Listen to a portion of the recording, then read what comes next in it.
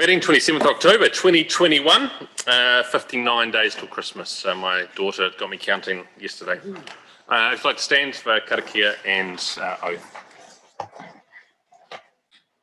Whakataka te hau ki te uru, whakataka te hau ki te tonga, kia mā kina kina ki uta, kia mā taratara ki tai, ehi akia nā te atakura, he hio, he huka, he hauhu, tihei mauri ora. Let us affirm today that we as councillors will work together to serve the citizens of Selwyn District, to always use our gifts of understanding, courage, common sense, wisdom and integrity in all our discussions, dealings and decisions so that we may solve problems effectively. May we always recognise each other's values and opinions, be fair-minded and ready to listen to each other's point of view. In our dealings with each other, let us always be open to the truth of others and ready to seek agreement, slow to take offence and always prepared to forgive. May we always work to enhance the well-being of Selwyn District and its communities. We will.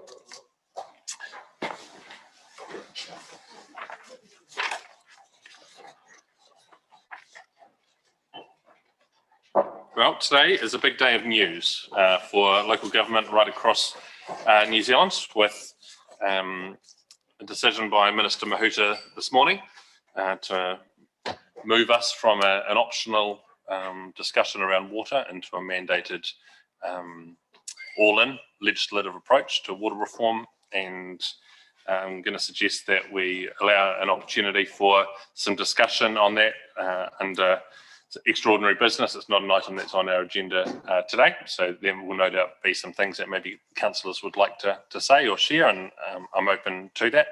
But I think that we should consider a report to the next meeting to allow full consideration of the announcement made today before we get into a space of moving and seconding statements out of us formally as a council. And so when we get to that point, we'll request that staff produce that. We've got a council meeting next week and that the agenda for that provides some of that background, David. But we'll move through just the identification of any other extraordinary business, noting that that water discussion will be had, and we'll do that straight after the Chief Executive's report as far as fitting on the agenda today. I'm not aware of any other extraordinary business. No, there was an apology, sorry, from Councillor Jenny Gallagher. She's unable to be with us this afternoon. So Councillor Lyles have to move, I second that and I'll move it. All those in favour say aye. Against, declare it carried. Any conflicts of interest people would like to raise with matters on the agenda today? Mark? Conflict of interest with the report back on the representation review. Great, that'll be noted. Any other conflicts? No. Public forum, there's no one today, but welcome any public that are viewing this online. This is our first formal council meeting back in the room, and it's nice to have everyone's faces back with us again. We will endeavour to open up this room to the public once we can do so safely and still have us meeting in person, which is the preference, and for the public to be able to watch this meeting. Live stream is no different than when we were all meeting online anyway, but I think the benefit of us being in the same room today is very helpful. We've got confirmation of minutes, which is on tab 6 of today's agenda. Mover and seconder for those minutes. Moved Malcolm, seconded Bob. Is there any discussion on those minutes? Mr. Mayor. Yeah. I've got two items from those minutes that I think should be under matters under investigation. Page 15, where under Group Manager Community Services and Facilities, staff are going to seek advice regarding accessibility and seek advice from Chief Executive. I'd like to have that when that advice is received, that's reported back to Council. Okay, that can be on the next report. And page 18, under Manager Open Space and Strategy, there is talk about bringing back a report to a future council meeting on, particularly on reserves and facilities on these. That was in the context of my discussion of buying land now for a future community facility in the south of Ralston. So that's another item where if a future report is to be brought back, it would be nice to have it under matters under investigation in the report back time. Please. Councillors, you're happy that they be added and the CEO will take note of those, work with staff on timeframes and report back to us? Yes. Great. Sophie?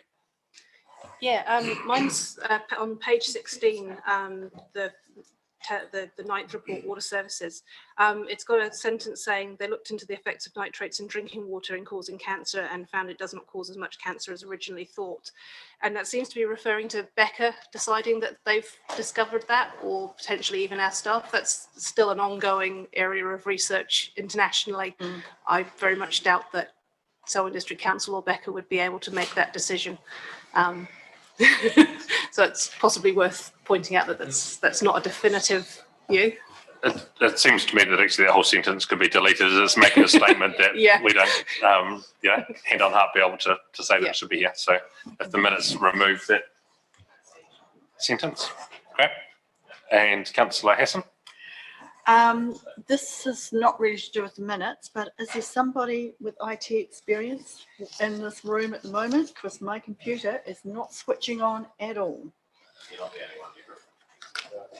You got a problem as well? Okay, cool, thank you. Naomi will grab someone for us. Thank you. Have we got hard copies of the agenda that councillors can use in the interim? I got a hard copy that wants this one.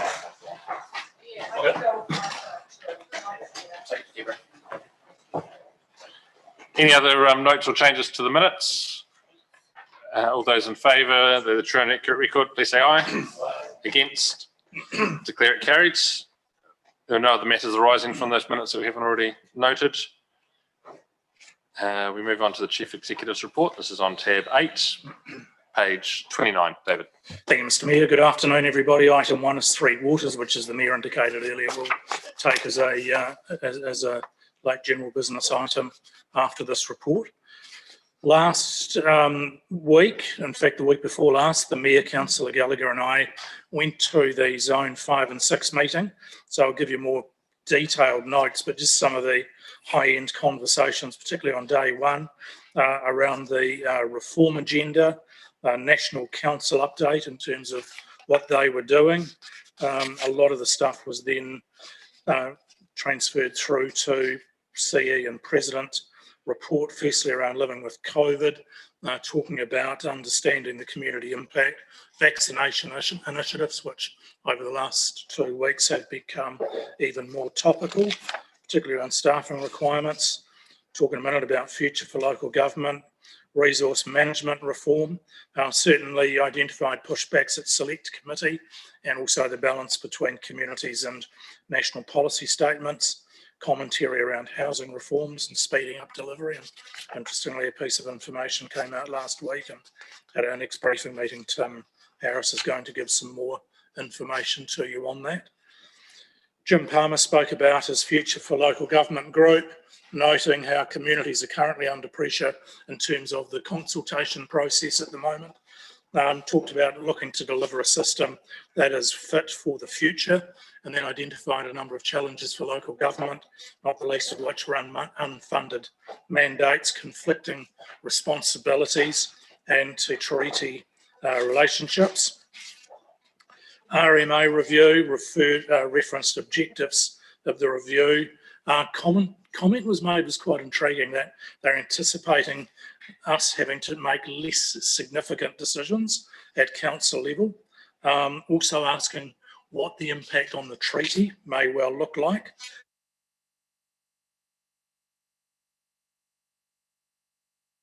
Outcomes provide more opportunities for the legal profession, and it was acknowledged that currently the RMA provides a lot of opportunities. Will that be negated? Also, where's the retained protection for local communities? Then had a presentation on South Island Destination Management Plan, and noted that was limited community awareness in some areas of the importance of tourism to a district, and also reminded everybody in the room that visitors don't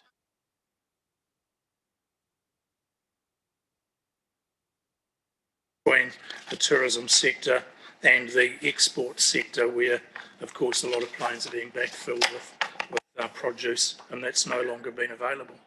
All in all, a very, very valuable 2-day exercise. Item number 3.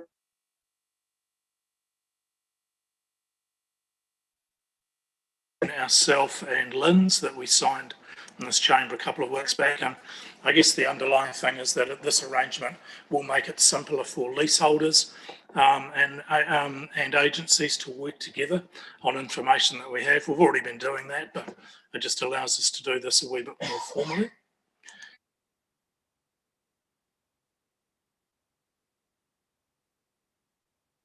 Advisors to that group, and an update on the New Springs Ward Reserve work that's being undertaken, and finally an update, Mr Mayor, to the delegation manual. So happy to provide more details on any of those items if anybody is looking for something. Great, thank you. And we'll just take Three Waters separately in a minute. So is there anything else in David's report that people would like, have any questions on or comments? No? Mover and seconder for David's report then. Thank you, Alexander.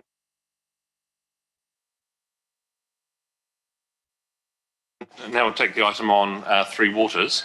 So yeah, this morning the Minister announced that things would move basically along the lines that were outlined to us, 2 months ago in July, 3 months ago now. And with the only slight change that there'll be a new working group set up to work through issues of governance, representation and accountability. I think first of all, it's good to say, well, it's not good. It's unfortunate that it's disappointing that it's now been mandated and we're moving from it being optional and councils having a lot of, I guess, a lot of community connection around whether they're a part of something or not, that decision being taken away from local communities. And I know that many of you will be feeling that same way, and there are many other mayors and councils also across New Zealand feeling in that space too. I think though that a lot of the changes that they're looking to make nationally are very similar to the changes that we've made for Selwyn over the last 6 years. So if we think about wanting standardised charging, wanting to use water metering, wanting to have a standard of condition of water delivered to people and a consistency between urban and rural, we made those decisions back in 2015, and I think our district is in a much better place for making it. So in lots of ways, I can see the government actually picking up what we did 6 years ago and wanting to implement the same sort of thinking across New Zealand. Myself and other mayors of the South Island have been working with Ngāi Tahu in anticipation of this type of announcement to ensure that we are ahead of the game and not playing catch up. And that has meant that there's good relationships across the Ngāi Tahu takiwā. There's good involvement with Ngāi Tahu leaders. And I do think that mana whenua have been left out of these types of conversations right across our country for far too long. And so it's good to have a greater level of connectedness in the approach to governance and decision making going forward. The manner that will take has been set in this mandated all-in approach. So again, it doesn't necessarily take account of how we might like to do it in Selwyn or how Ngāi Tahu might like to do it within their takiwā, but there is this New Zealand approach to it. We need to make sure that we can bring the local into that as well and continue to work with other mayors and councils as well as mana whenua in that space. What it does do is provide some certainty around the direction that we're going. And I think that's good for the whole sector. The turbulence around is it, isn't it, the concern that provides to many staff around job security and thinking about the future, having a decision and assurance that this is now happening means that we can get on with the planning and implementation. And I think that we need to be focused on how does this work for Selwyn and how do we make the best of the situation, not only for our people, but also for our environment, recognising that Three Waters covers our land, connects to many of our land drainage networks. It includes all of our wastewater and stormwater, as well as being the drinking water that many of our families enjoy. There will obviously be plenty of opportunity to think about what transition looks like, and there needs to not only be our initial thoughts, but also the plans that we've begun to draw up and the discussions that I know David and our staff have been having, thinking about how transition looks through to July 2024 will be brought to us between now and then as well. And just note that our contractual arrangements for Three Waters sits with SICON, and decisions to continue with that provides certainty, not only for us as a council in that interim period, but also for the workforce that we have in Selwyn now. I think too, we need to think about the time frame going forward being, it's not just about a date and time, it's about how things can softly change so that actually there's the least disruption possible, and that needs to take account of the things that need to happen well ahead of 1st of July 2024, and also think about the things that maybe don't need to be met by that date, so that we're not all running around trying to just meet a deadline because the deadline's been written down, but have a well-managed approach to how this change looks.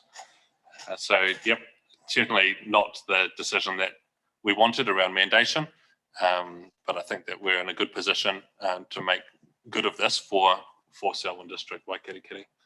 Happy for others to share their views and to think about how we feed this discussion in. David will be taking some notes and the minutes will reflect the discussion today. Malcolm.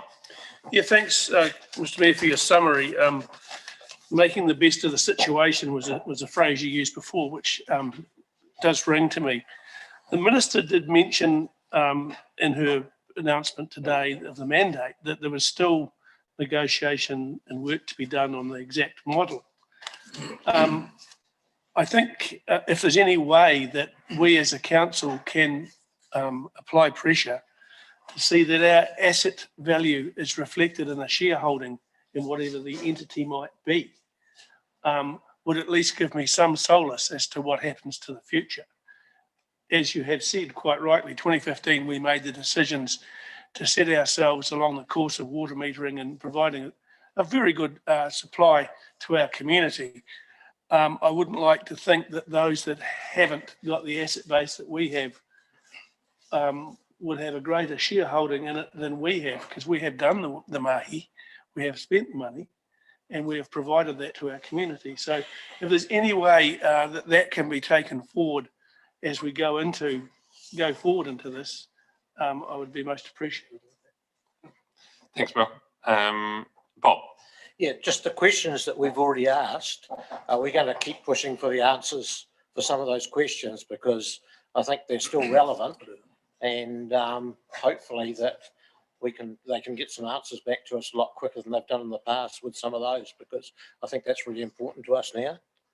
Through you, Mr. Mayor, yes, we will, not only as a council but as a sector, and we would expect to see a lot of those answers included in the legislation that's brought to the House. Bob.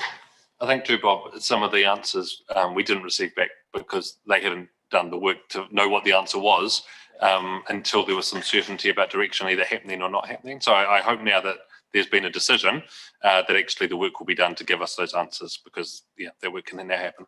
And that's what I was thinking. Yep. Deborah. Thank you. Just upon hearing the news, I'm really, really disappointed with regards to the government response.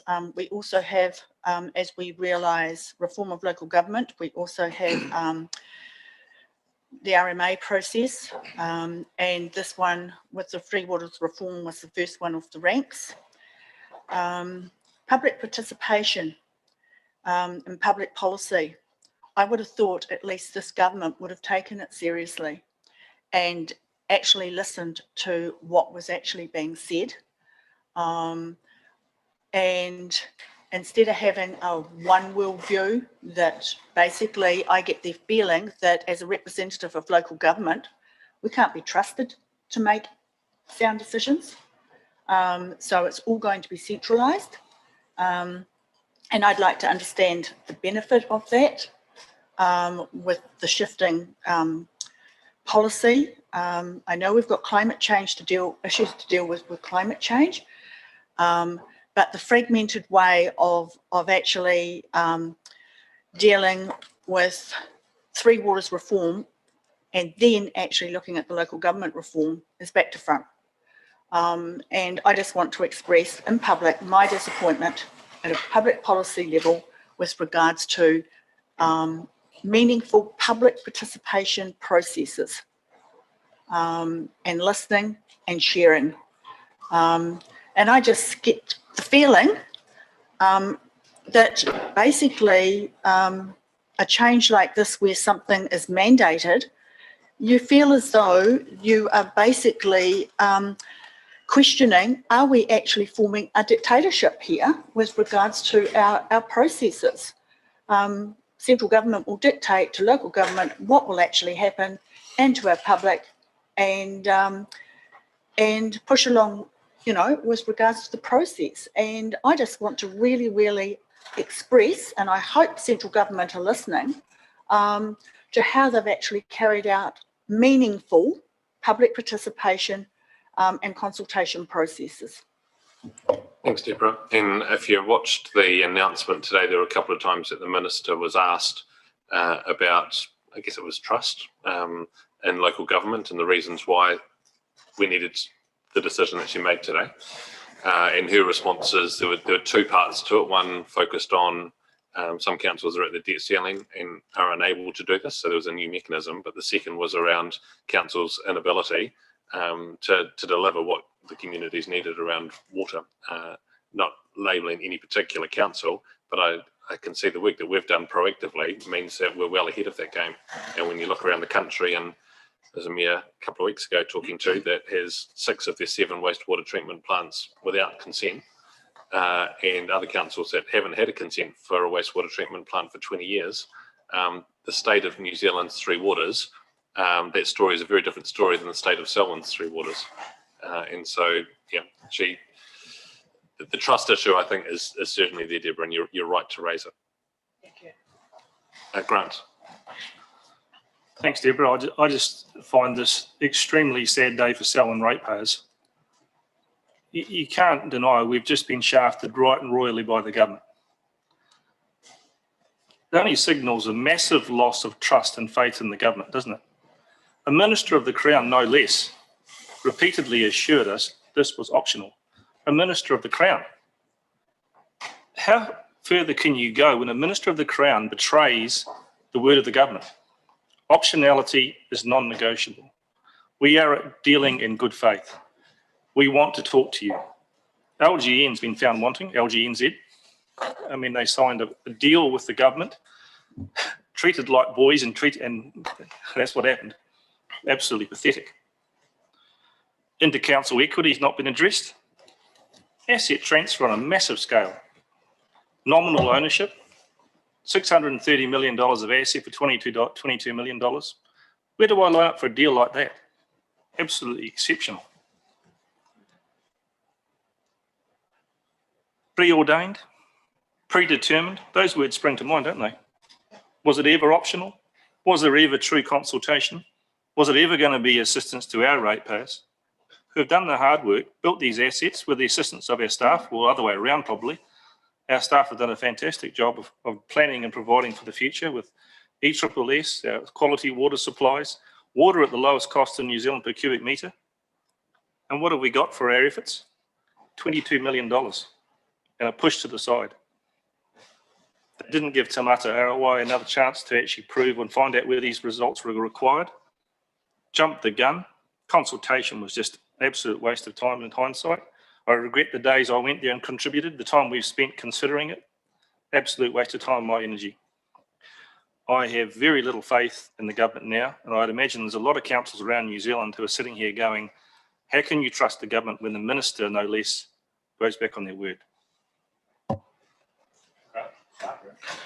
While, Mr. Mayor, I respect your wish that we wait till next week to pass any motions on this topic, I think previous speakers and our community demand a much more immediate response. I would like to remove the suspension of standing orders so that a motion without notice can be moved and put.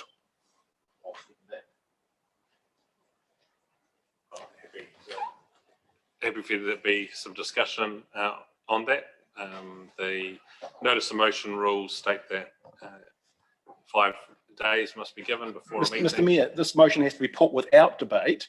A motion to suspend standing orders cannot be debated. It has to be put. As much as you'd like to debate it, it cannot be debated by standing orders. The motion needs to be put. It is moved and seconded. Thanks. I think it's important that before people make a decision, they're able to understand what our standing orders say. and I'm happy to share that with the meeting. In the end, there will be a discussion and a decision based on. That's the way we've run all of our meetings. And But that's outside, point of order, that is outside the standing orders. Once a procedural motion has been moved and seconded, it must be put. There cannot be debate around the procedural motion. If people want to debate the actual motion that I have prepared and submitted, that's fine. That's actually what should happen. The motion to suspend standing orders needs to be put. Well, without knowing what the motion is that we're going to even be debating, if people would like us to suspend standing motions to do something irregular for this meeting, then I'm happy to put the motion. All those in favour that standing orders be put aside, raise your hands. 2, 3, 4, 5, 6. All those against, raise your hand. 1, 2, 3. That's okay.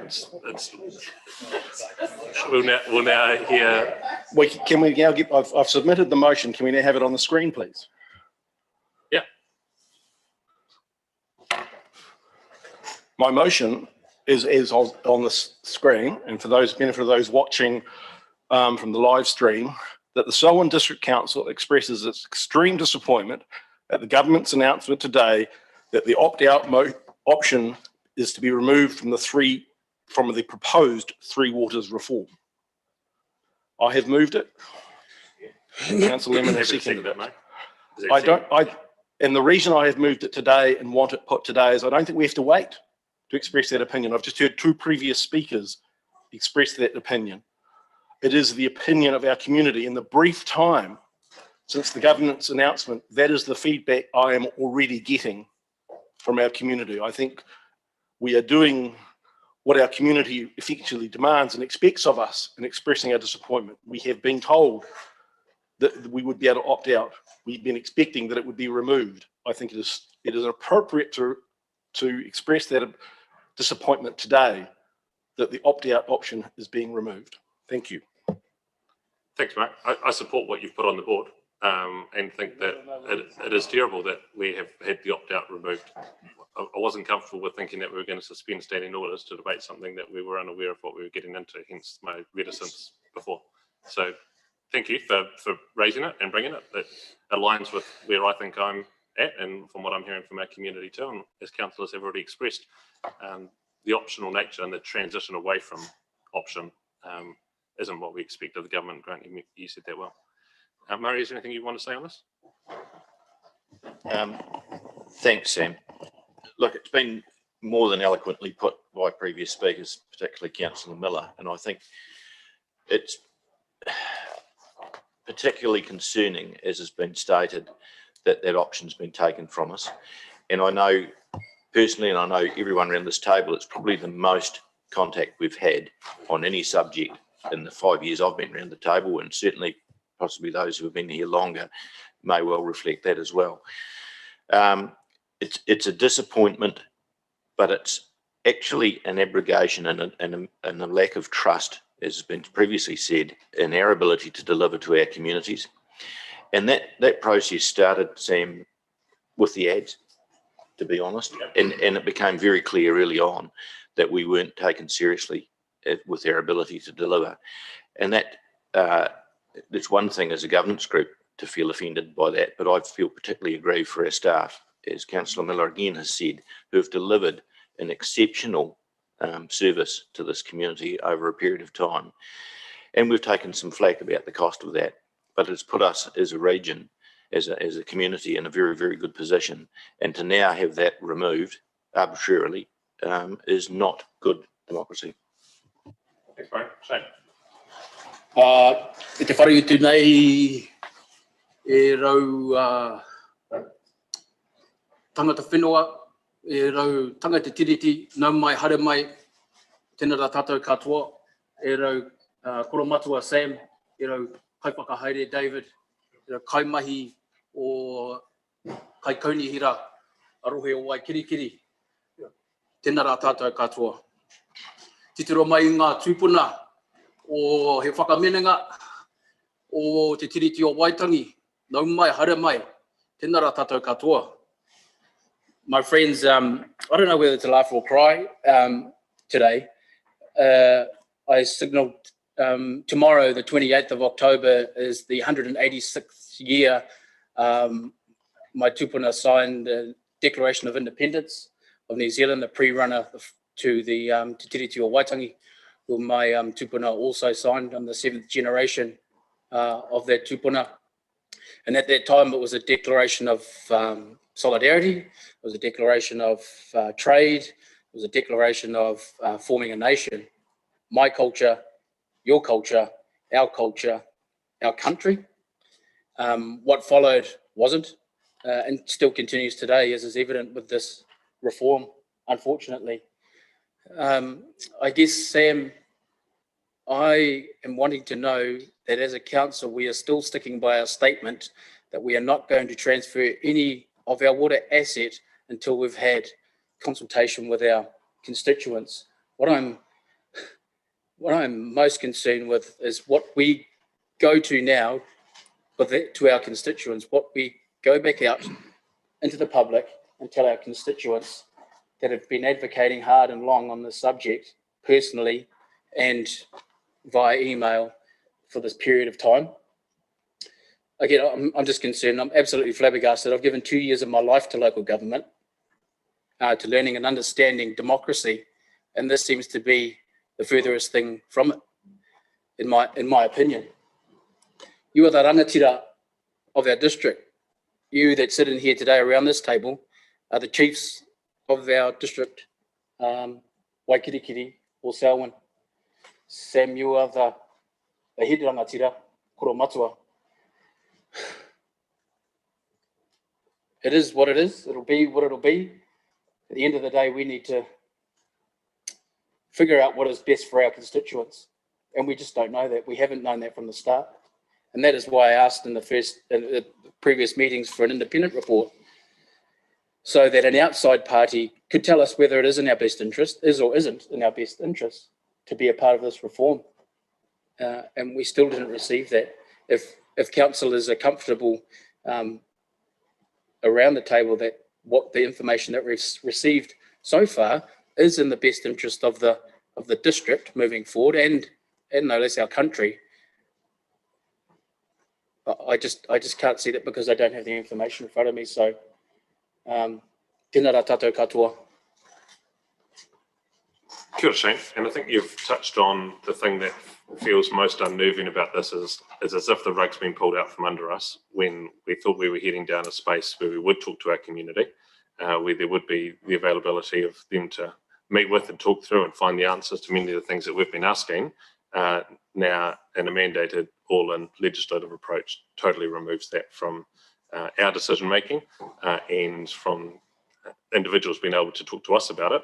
It now goes through government legislative process, select committee, and other processes will be used. And so I expect David's report next week to consider how we will frame up our own submissions through that process and how we might enable the community to also provide their own submissions into that process too.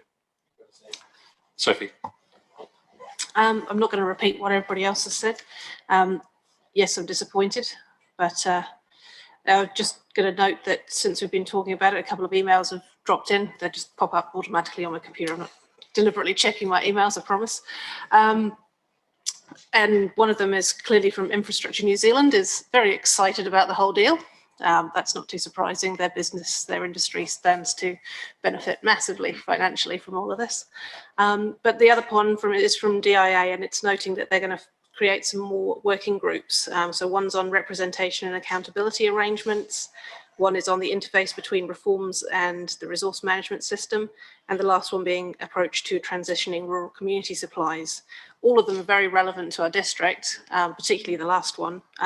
So I'd be very interested if, the report that we get back next week can address how we can have more input on those, because whether we like it or not, I guess this is going to be happening now. So the more better we can influence it, the more positive input we can put in there, in constructive input, the better.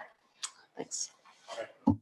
Thank you, Sophie. Does anyone else would like to say anything? Otherwise, we'll move. It's been moved and seconded. We'll vote on the motion, and then I'll get David to touch on the next steps that we'll be taking between now and next week. So we've already received the executive, we've done that one. So now it's just Mark's motion. Sorry? That's fine, yeah, that's fine.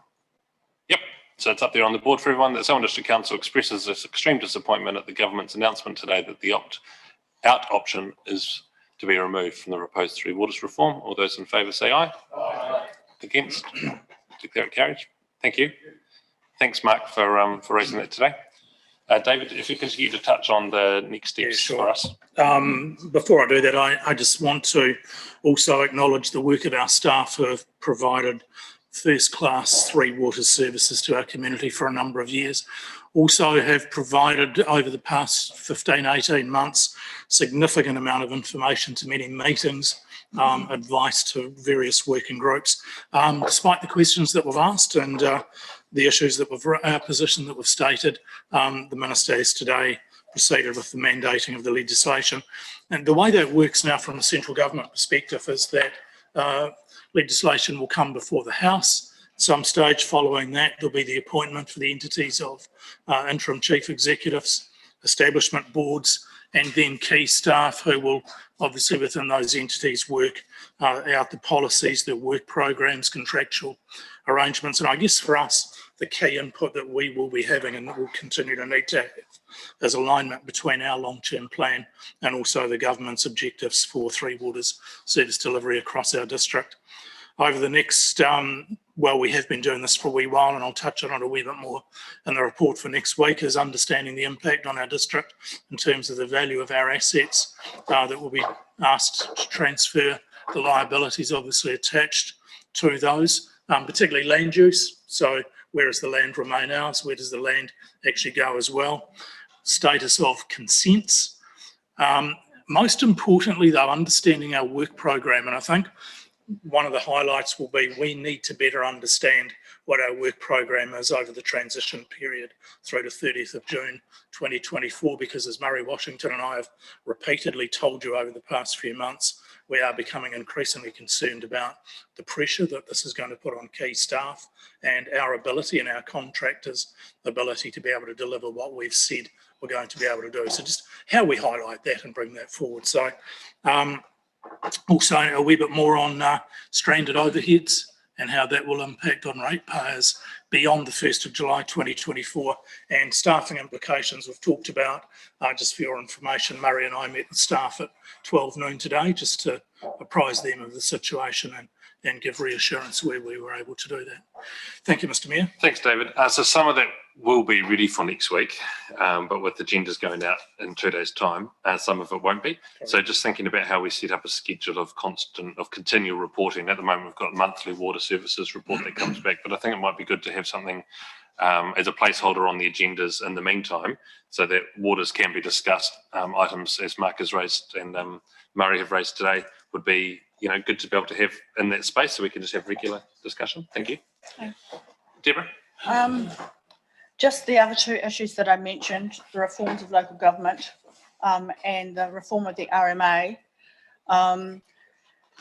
and where the Three Waters sits within our planning processes, because as Selwyn, we all know we have the highest growth and we've got pressure from growth. We've got private plan changes coming in weekly, basically, wanting land rezoned. We've got legislation coming out of central government with regards to consenting, so more housing can actually happen.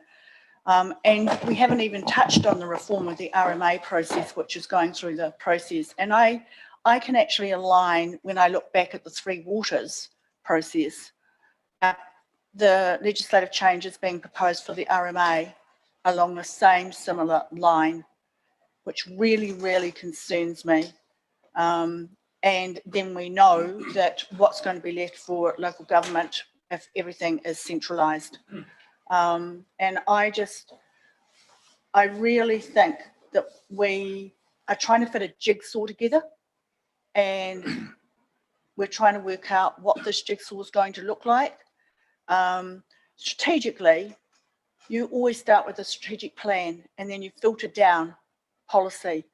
You don't make a jigsaw puzzle out of it if you want something coherent and beneficial for your community and for New Zealand going forward.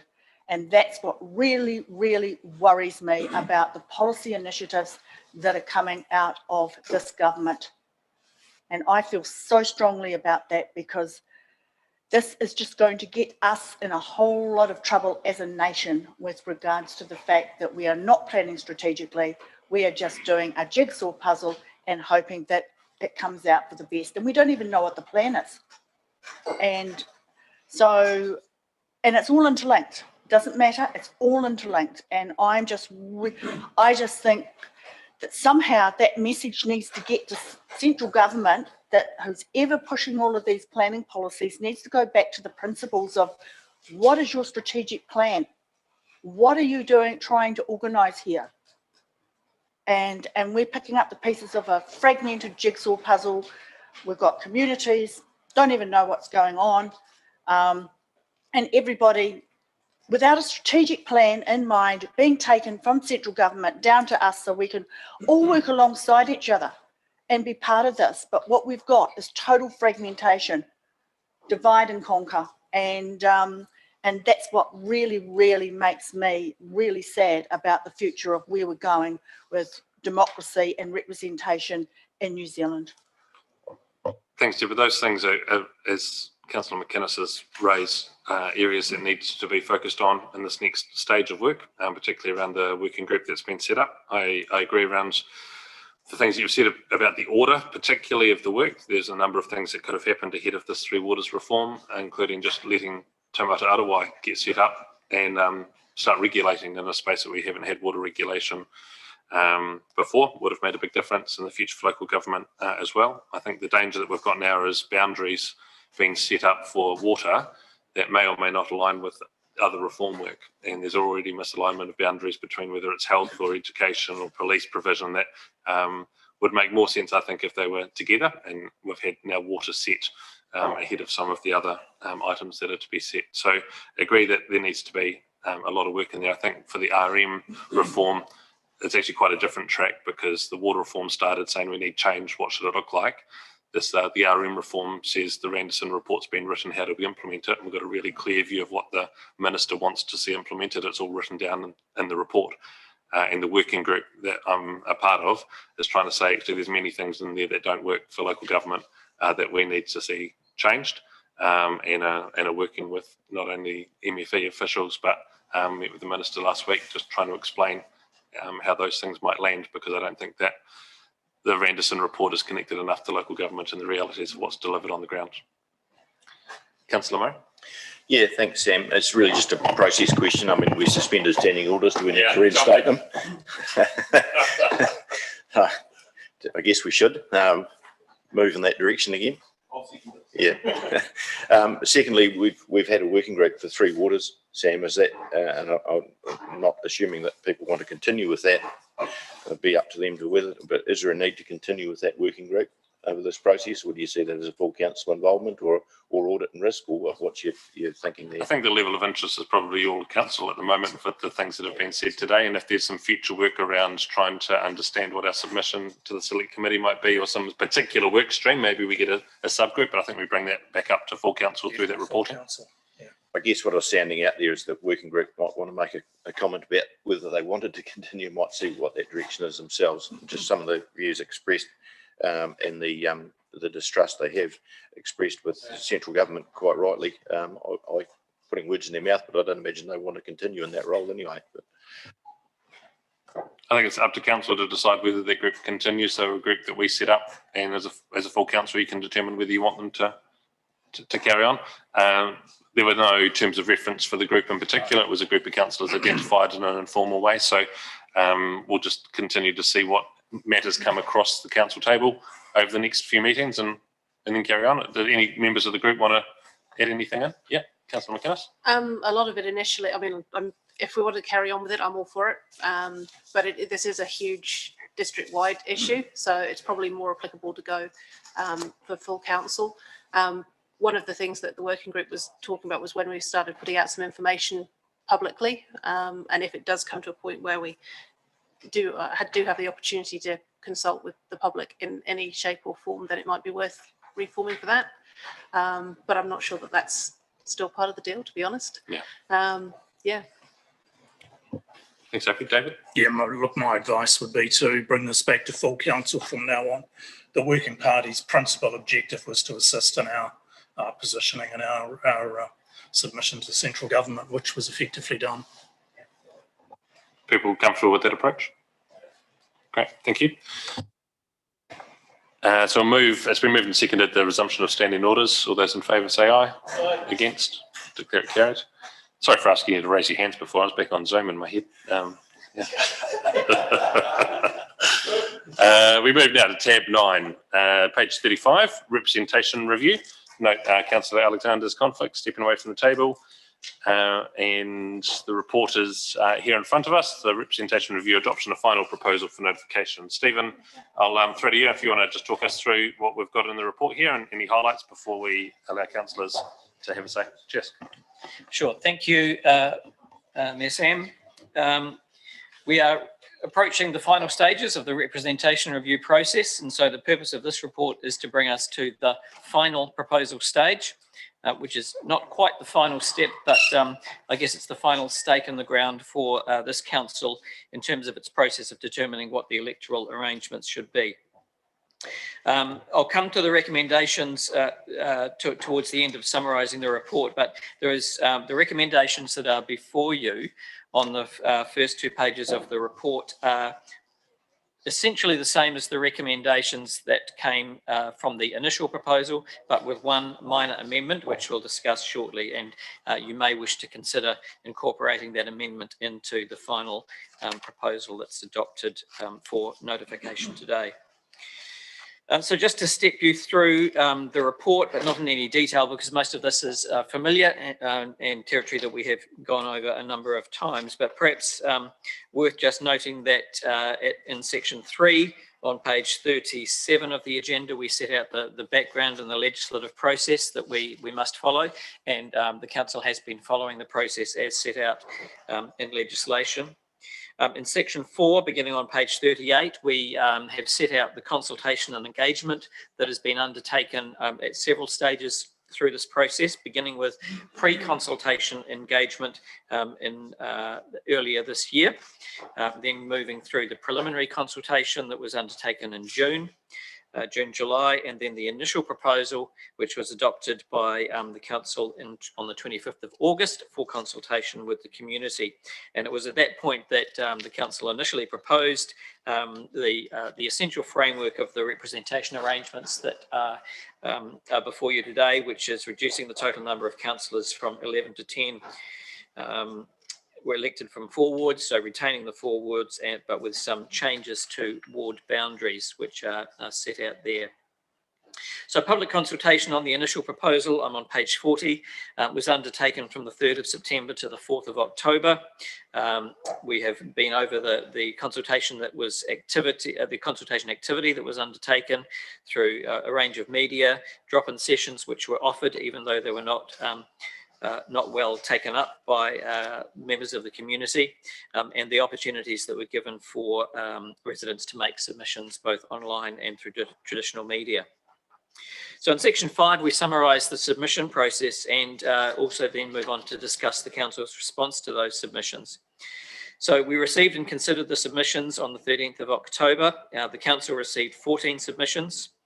3 submitters representing 4 submissions presented their submission in person at the hearing, which was held via video conference. Broadly, of the 14 submissions received, 5 were in favour of the council's proposal and 9 contained objections to various elements of the proposal. And just to briefly mention some of those, the most common of those objections was with regards to the proposal to move West Melton from what is currently the Selwyn Central Ward to the Melvin Ward on the basis of the Communities of Interest test. The submission from the West Melton Residents Association had a similar view and particularly noted the alignment more with Rolleston than with Darfield. There was a submitter who objected on the basis that the reduction on the number of councillors would reduce the effectiveness of representation. One objected to the expansion of the Melvin Ward on the basis that it would reduce the effectiveness of representation by elected members. Two submitters noted that an area of West Rolleston in the vicinity of West Rolleston School should be retained in the proposed Rolleston ward rather than moving into the Ellesmere ward, and that is the boundary amendment that has been considered by staff and included here for your consideration. One submitter opposed the changes to ward boundaries but supported the proposal to reduce the number of councillors. Two submitters indicated their preference for the option of 3 wards and 10 councillors from the previous round of preliminary consultation, even though that wasn't actually up for consultation in this particular round. And in relation to the proposal to retain the Melbourne Community Board and add an additional subdivision for West Melton, 8 submissions supported the proposal, 4 opposed, and 2 submitters did not indicate a preference on that regard. During the deliberations on the submissions, Council noted the views of those several submitters in relation to the proposal to locate West Melton within the Melbourne ward. Council did note the principle of communities of interest was one of a number of factors to be considered in developing representation arrangements alongside effective representation of communities of interest, the number of elected members, and fair representation of electors. Council has observed that the proposed arrangement involved an element of compromise and that under the current high growth scenario and population distribution, it was difficult to fully meet the communities of interest requirements. The Council did note the proposal to establish a new West Melton subdivision within the Melbourne Community Board may help to mitigate some of the concerns about representation by providing an additional level of local representation for the West Melton community. Council has noted the difficulty in engaging with the local community through this process and also noted that in the preliminary consultation there had been no significant clear preference among the 4 options that were published for comment. Council has noted that notwithstanding objections to the changes in some ward boundaries, submissions did not indicate any substantive opposition to the proposed reduction in the number of councillors. And on the proposal to retain the community board in Melbourne and an additional subdivision, Council noted that no submission had been received from the Melbourne Community Board and that the balance of submissions broadly reflected support for the proposal. And following the hearings and deliberation, the Council did confirm its support for the initial proposal as outlined.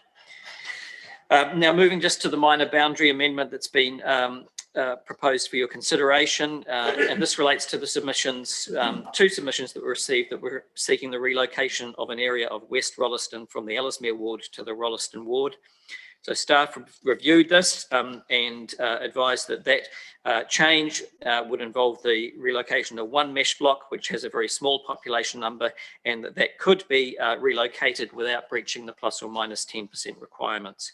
And so that has been incorporated into the recommendations should you wish to adopt that, and the revised numbers are included in there.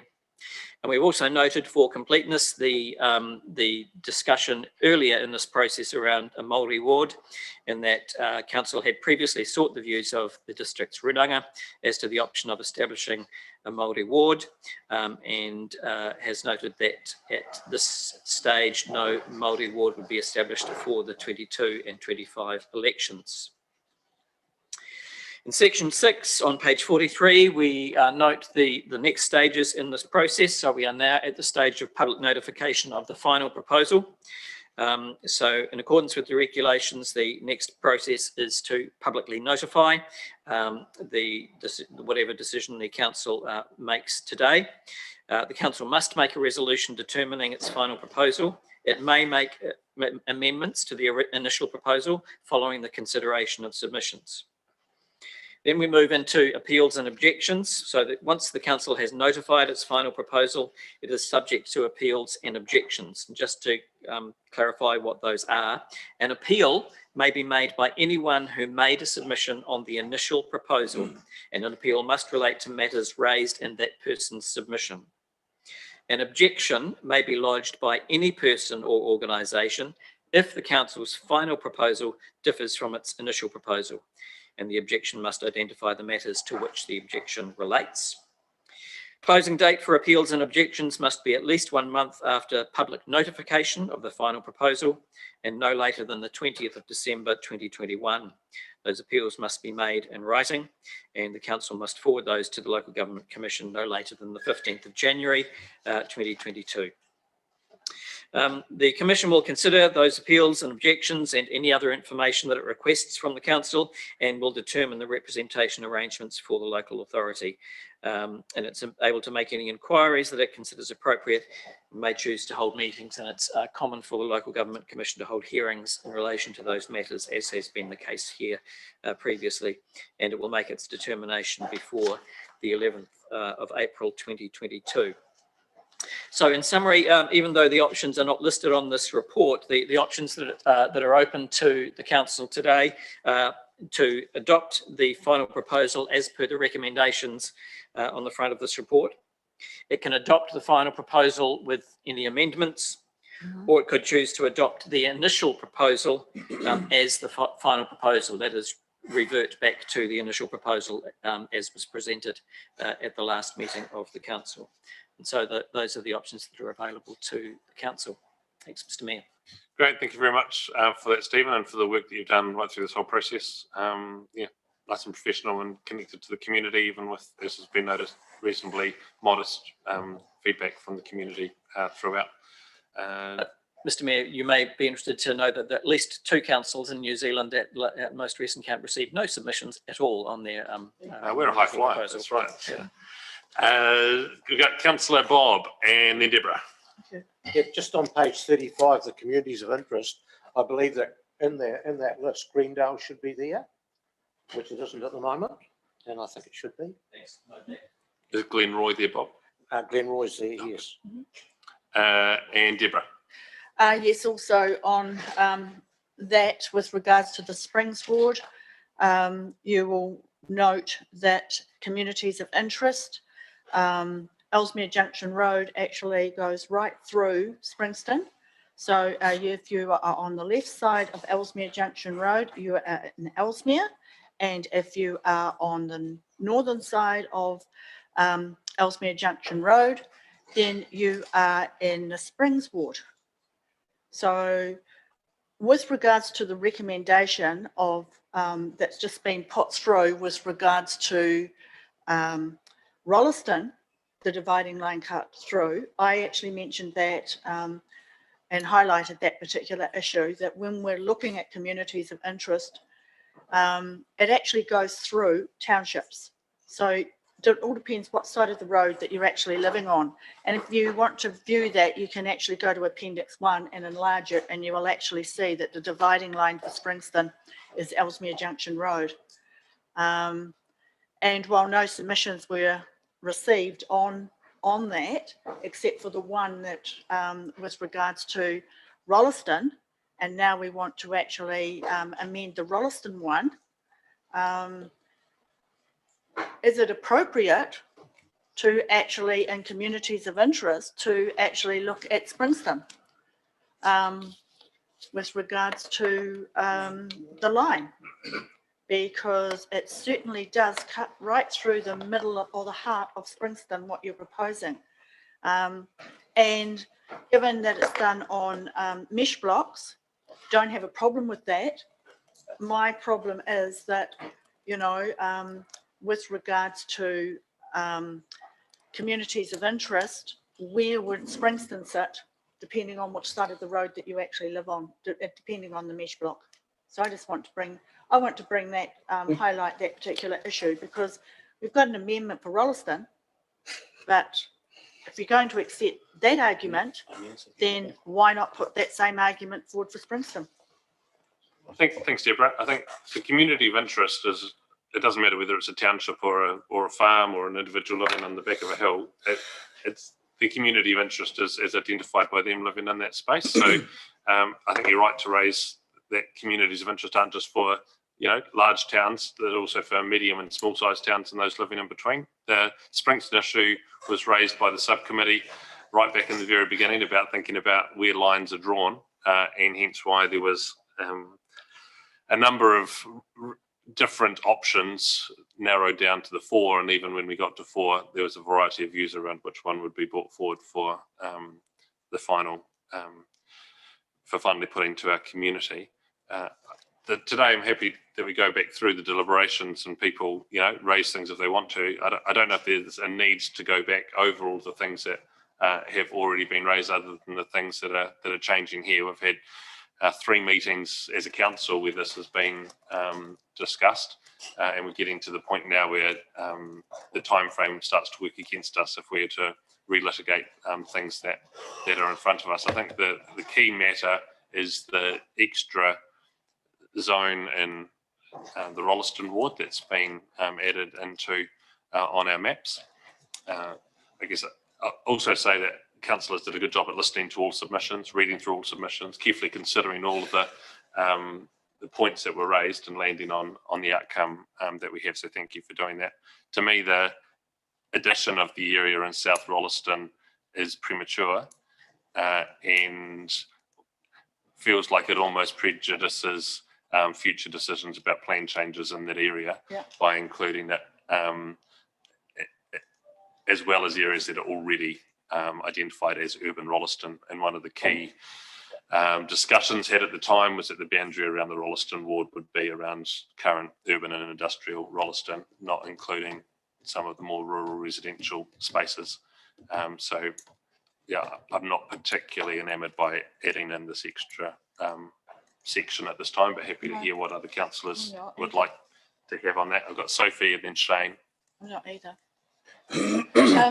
Yeah, just regarding the matter of Springston, I've just emailed round the link to the online map that you can zoom in. If you zoom in on the one in our agenda, you can actually see that Springston is the village part is entirely within the same ward.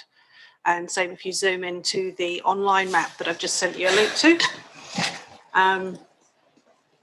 So somewhere along the line that has already been considered. The other part was just regarding the West Rolleston part. I'm happy with it. It's 80 people. My concern regarding that was more to do with the school and just people on both sides of the road. And yes, potentially there is the plan change thing, but that hasn't gone through yet. It's more the school and the community of interest are the people who live on the eastern side of Duns Crossing Road. But it was more to do with the map. So your concerns hopefully are addressed by looking at that. Thanks. Thanks, Sophie. And you should have said at the deliberations, we talked about reviewing this in 3 years' time, so not allowing it to bump out to 6 again. And that will provide us the time, should any other plan changes go through, to adjust the maps accordingly if we can at that stage. Shane? Yeah, kia ora, Sam. Thank you very much. Thank you very much, Stephen, and for the kōrero around the room. My first point is around Māori wards, and I've said it before and I'll say it again.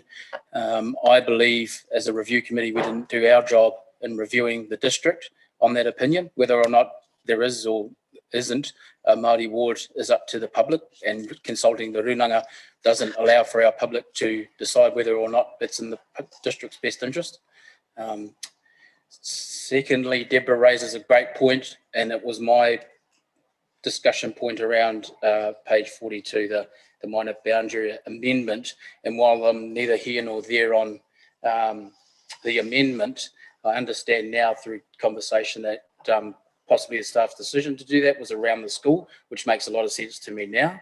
Although, is this minor boundary amendment setting a precedent? Has this been done before? I find it extraordinary that this is now happening through this process, where perhaps it could have happened before.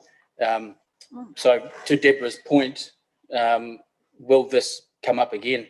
Will there be minor boundary amendments after this is put to the public? I guess you probably can't answer that, but that's my concern. Is this setting a precedent? But like you say, I have full credit to the review panel and all of the discussions and all the mahi that's gone into this, Stephen. I'm happy to support the report as it is and move. But I just am concerned about this minor boundary amendment. Moving forward, setting a precedent. Thank you. Yeah, Mr. Mayor, the process does allow for amendments to the initial proposal, and the key grounds for that are that they are in response to matters raised by submitters. So that's why it was considered. It was raised by 2 submitters in the process.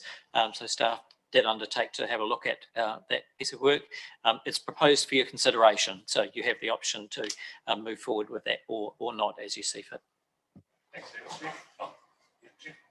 where others want their lights, and I'm happy to go. No, oh, sorry. Okay. Now, This is an unusual setup really for me, and I'll probably be voting against it. And it's not because I haven't got respect for the committee that actually were tasked with coming up with the review. It's just that it seems to me that what was put in front of the full council was an incomplete picture. And what we're even saying now is, well, it's not perfect. So what we'll do is we'll perhaps look at it again in 3 years. And that sort of rings warning bells for me. And I say, I mean, even the committee that was tasked with coming up with the strategies or the review were indecisive when they approached the council. And that rings alarm bells for me too. And I was just saying to someone earlier today, we were very indignant about how the council has been treated by central government. They've given us one option, and we're feeling a bit angry about that. And we've said disappointed. Angry was the word that I would have used. But we actually gave the community one option. Now, debate that. This is your option. So where to from here? And we say that there's been a lack of public perception or public involvement in this, but 3 of the wards, there's very little change. So they're not very worried at all. The 4th ward, where it is quite a significant change, was always going to be outvoted on the committee anyway, 3-1. So that's not democracy either. And it's very much like saying to somebody, and I mentioned this earlier to one of the staff members, and I have mentioned it before. It's very much like saying tomorrow you're all going to wear yellow. And there's one dress size, and it's a size 6, and you'll fit into that whether you like it or not. You've offered the community one option, and you've asked them to vote on it, and of course they haven't got involved in it, because there's nothing there for them to be involved in. So I hope that when we go through this whole process, which someone described as a schmozzle, which I tend to agree with, I hope that when we come up again in 3 years' time that we have a neutral or independent section that look at this properly and look at all the options, because there could have been a lot more than 4. If you went through it very carefully, you could probably come up with 40. I know that we're actually agreeing with this because it's the best that we've got at the moment, but it's not really the best for the community. Thanks. Thanks, Jeff. 3 years is a normal time to be able to review that, so I don't think we're rushing a decision and bringing it forward to 3 years. And appreciate your views around dress wearing, but we did put out 4 options to the community and received little to no feedback. So it hasn't just been one. Sure, we didn't go out with 40, but I think our community expects us to do some of that mahi before we come back to them. So interested in the feedback for next time, because let's take that into consideration about how we might end up with a more unanimous answer if we can, because I understand, I have similar feelings to you around it's not a clear-cut, easy answer. Nicole? Yeah, just following on from your comments, Sam, because we did go out in the pre-consultation and we got over 100 submissions, came back with that, but it wasn't clear between those. It was quite divided. So what position were we left with to choose one option? The issue is largely, it's because of our growth. Rolleston particularly, I say it's out of control, or how can you say we've just got so much growth that it's really difficult to fit it in the process that we're given to come to that. I wasn't on the committee, but I respect that the committee spent a lot of time adjusting the maps and trying to work out which was the best way forward. And there's definitely no perfect solution. And me personally, being the councillor I'm representing council with the West Melton Residents Association, and I know they would like to stay with Rolleston because that is where their communities of interest.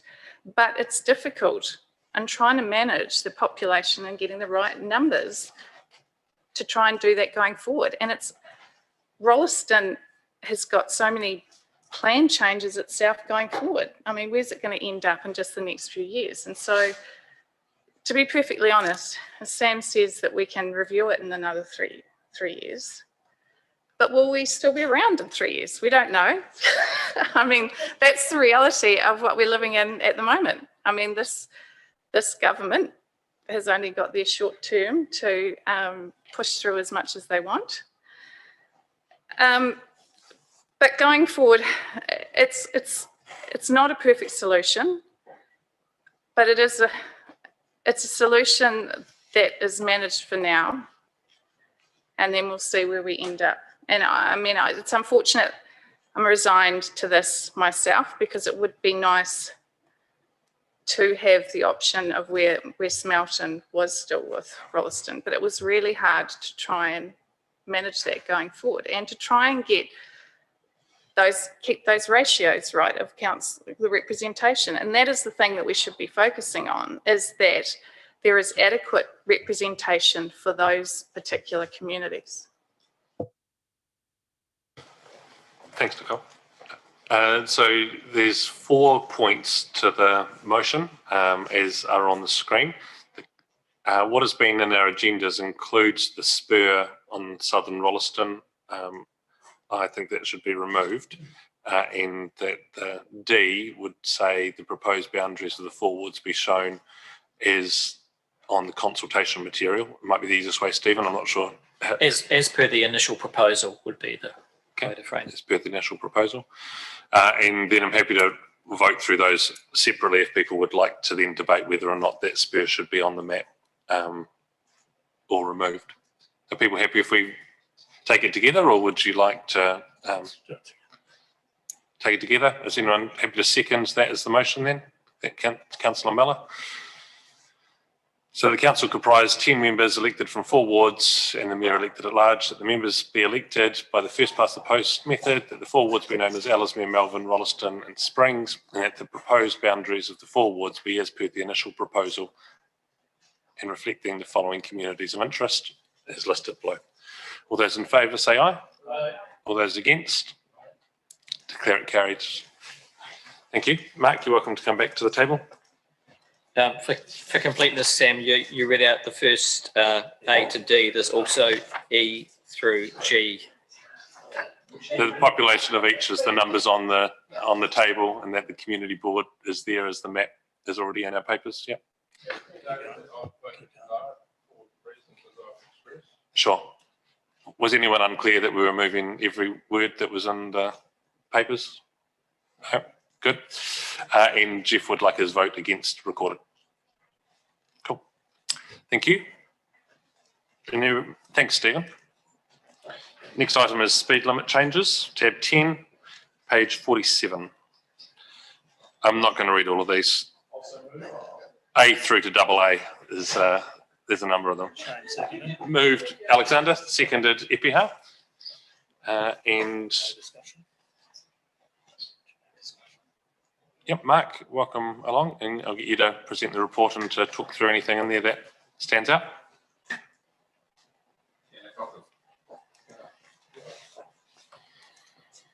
Yeah, just, sorry, microphone. Yeah. Last meeting, just know what I'm doing. You'd think so, wouldn't you? Just a couple of comments on this. So there's quite a bit of information in there, and following from Councillor Banks about consultation, put it out there. It was actually more for information because in previous consultation on speed limit changes, you get a whole range of views coming back, and that was the case this time as well. So just re-emphasise that this was a tidy up of speed limits that have been building up for a wee while. And getting ready for migration into the new National Speed Limit Register, which is going to be the legal instrument for speed limits going forward once the new rules are in place and signed in the new year. So it's a tidy up for that. There's a lot of work in the future on speed limits and infrastructure and everything associated with it, and the new speed limit management plan that's required for the district and then regionally after that. So there's a lot of work still to go on speed limits after I'm gone, but I'll have an input regionally just in my new role. So it needs to tie in with that, and it needs to be quite a focus on what we want to see over the next 3 years, and focus on things like speed limits outside schools, and then rural roads or urban speed limits and things. But the infrastructure associated with it, so it's not just signs and speed limits, it's about the infrastructure, whether it's thresholds, raised platforms, just putting a sign up won't necessarily change how people drive it, but it needs to match what's actually going on. And yeah, so that's a big role. And a lot of the feedback on this was on 80k speed limits on rural roads, which we normally get quite a bit of feedback on, and that's where we get the range of views. It's either you're using that road to get from somewhere to somewhere else, and you don't like being told you have to go slower. And people living on those roads, for example, on Selwyn Road, we get calls quite regularly from residents there about turning into their driveways and the speed people going past and things like that. So you're lowering the speed limit. And the idea is to make it safer, as well as being efficient and effective. They need to be safer as well. And so the current mean operating speeds like Selwyn Road and Springs Road is in the 90s. It's not over 100 kilometres an hour, it's in the 90s, and it's not, that may not change very much, but hopefully those higher ones and just making people more aware and things like that. So I did bring up, it's on the screen, just with the speed limits, this is showing the existing and proposed speed limits as they are in the magenta. Mark called it pink, but it's magenta, it's supposed to be anyway. Just shows the 80k speed limits, and being on an area-wide basis just makes a bit more sense to me, and it should to drivers as well. And always been reluctant to have isolated sections of speed limit, like 80 on Gould's Road, for example, just by itself, without the roads around it being at 80, doesn't quite make sense. And this is where we are at the moment. But the speed management plan may actually have something that may go further than that. And I was just going to bring up, maybe I'll go here. Sort of having this area through here, Selwyn River, and it lines with it's close to it. When you look at the size of the lots on the properties, a lot of lifestyle blocks and things like that, it sort of lends itself to being an area that's 80. So that's a future discussion. That's sort of been my philosophy on it. Not everyone agrees with it. Other staff don't agree with it, but that's just the view that I have in discussion with other people around the country as well in terms of speed management. Is sort of where we want to go and getting feedback from NCTA. So these changes are tidy ups, extras like Tennyson Street, urban boundaries adjusting, some extra 60s around the growth around Rolleston, and also some 80k speed limits, particularly heading out to West Melton, which kind of makes sense. And we considered last time we'd made changes there, but we included it this time, and other requests that have been made. Some sections between Dawson and Leeston, for example, Leeston Road, while it's an isolated section, it is between like two townships, and same between Ellesmere Junction Road between Lincoln and Springston. So that was why they've been included in this as a bit of a tidy up. The consultation, I included in the report a selection of feedback because it's there's a real range of feedback, and you do get a range of views. And we talk about consultation and taking into account the feedback. It can be hard to actually get a consensus on what actually the community wants, depending on what you want to do. And we find that with a lot of things that we debate about. So just making a decision and trying to be consistent, trying to do, apply it in a similar way. And that's why isolated sections of low speed, particularly on rural roads, is something we've tried to avoid. So I think that was, the consultation was 364 online submissions, and as well as some others, which is sort of double what we've had in the past. And I know it was kept open for a month longer with the lockdown, but I think we had, over 250 before we even did the extension, which is more than we've ever had before anyway. So there is a bit of interest in speed, but people at home may be able to consider it. But speed limits is something that we always get a lot of queries about, and people look at their road and where they're living and what speed limits they want to have, just to make it a bit safer. But just having a sign put up won't necessarily change behaviour, but it needs to match what's actually going on there. And in reality, most of our network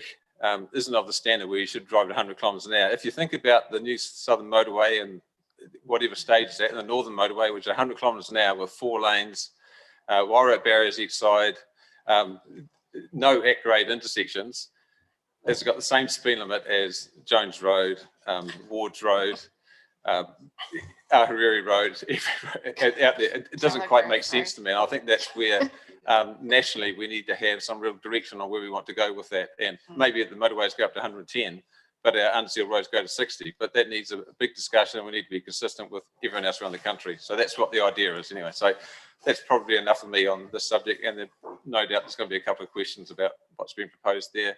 And just one thing I note, Councillor Alexander mentioned, the Tennyson Street on there is from north of Rolleston Drive to just south of Kidman Street, so it includes the bit past the school. It doesn't say that in the words, but that's what the map shows. That's what we consulted on. So as we discussed, so, I'll leave it at that. Thanks, Mark. Before we get to questions, 38 years.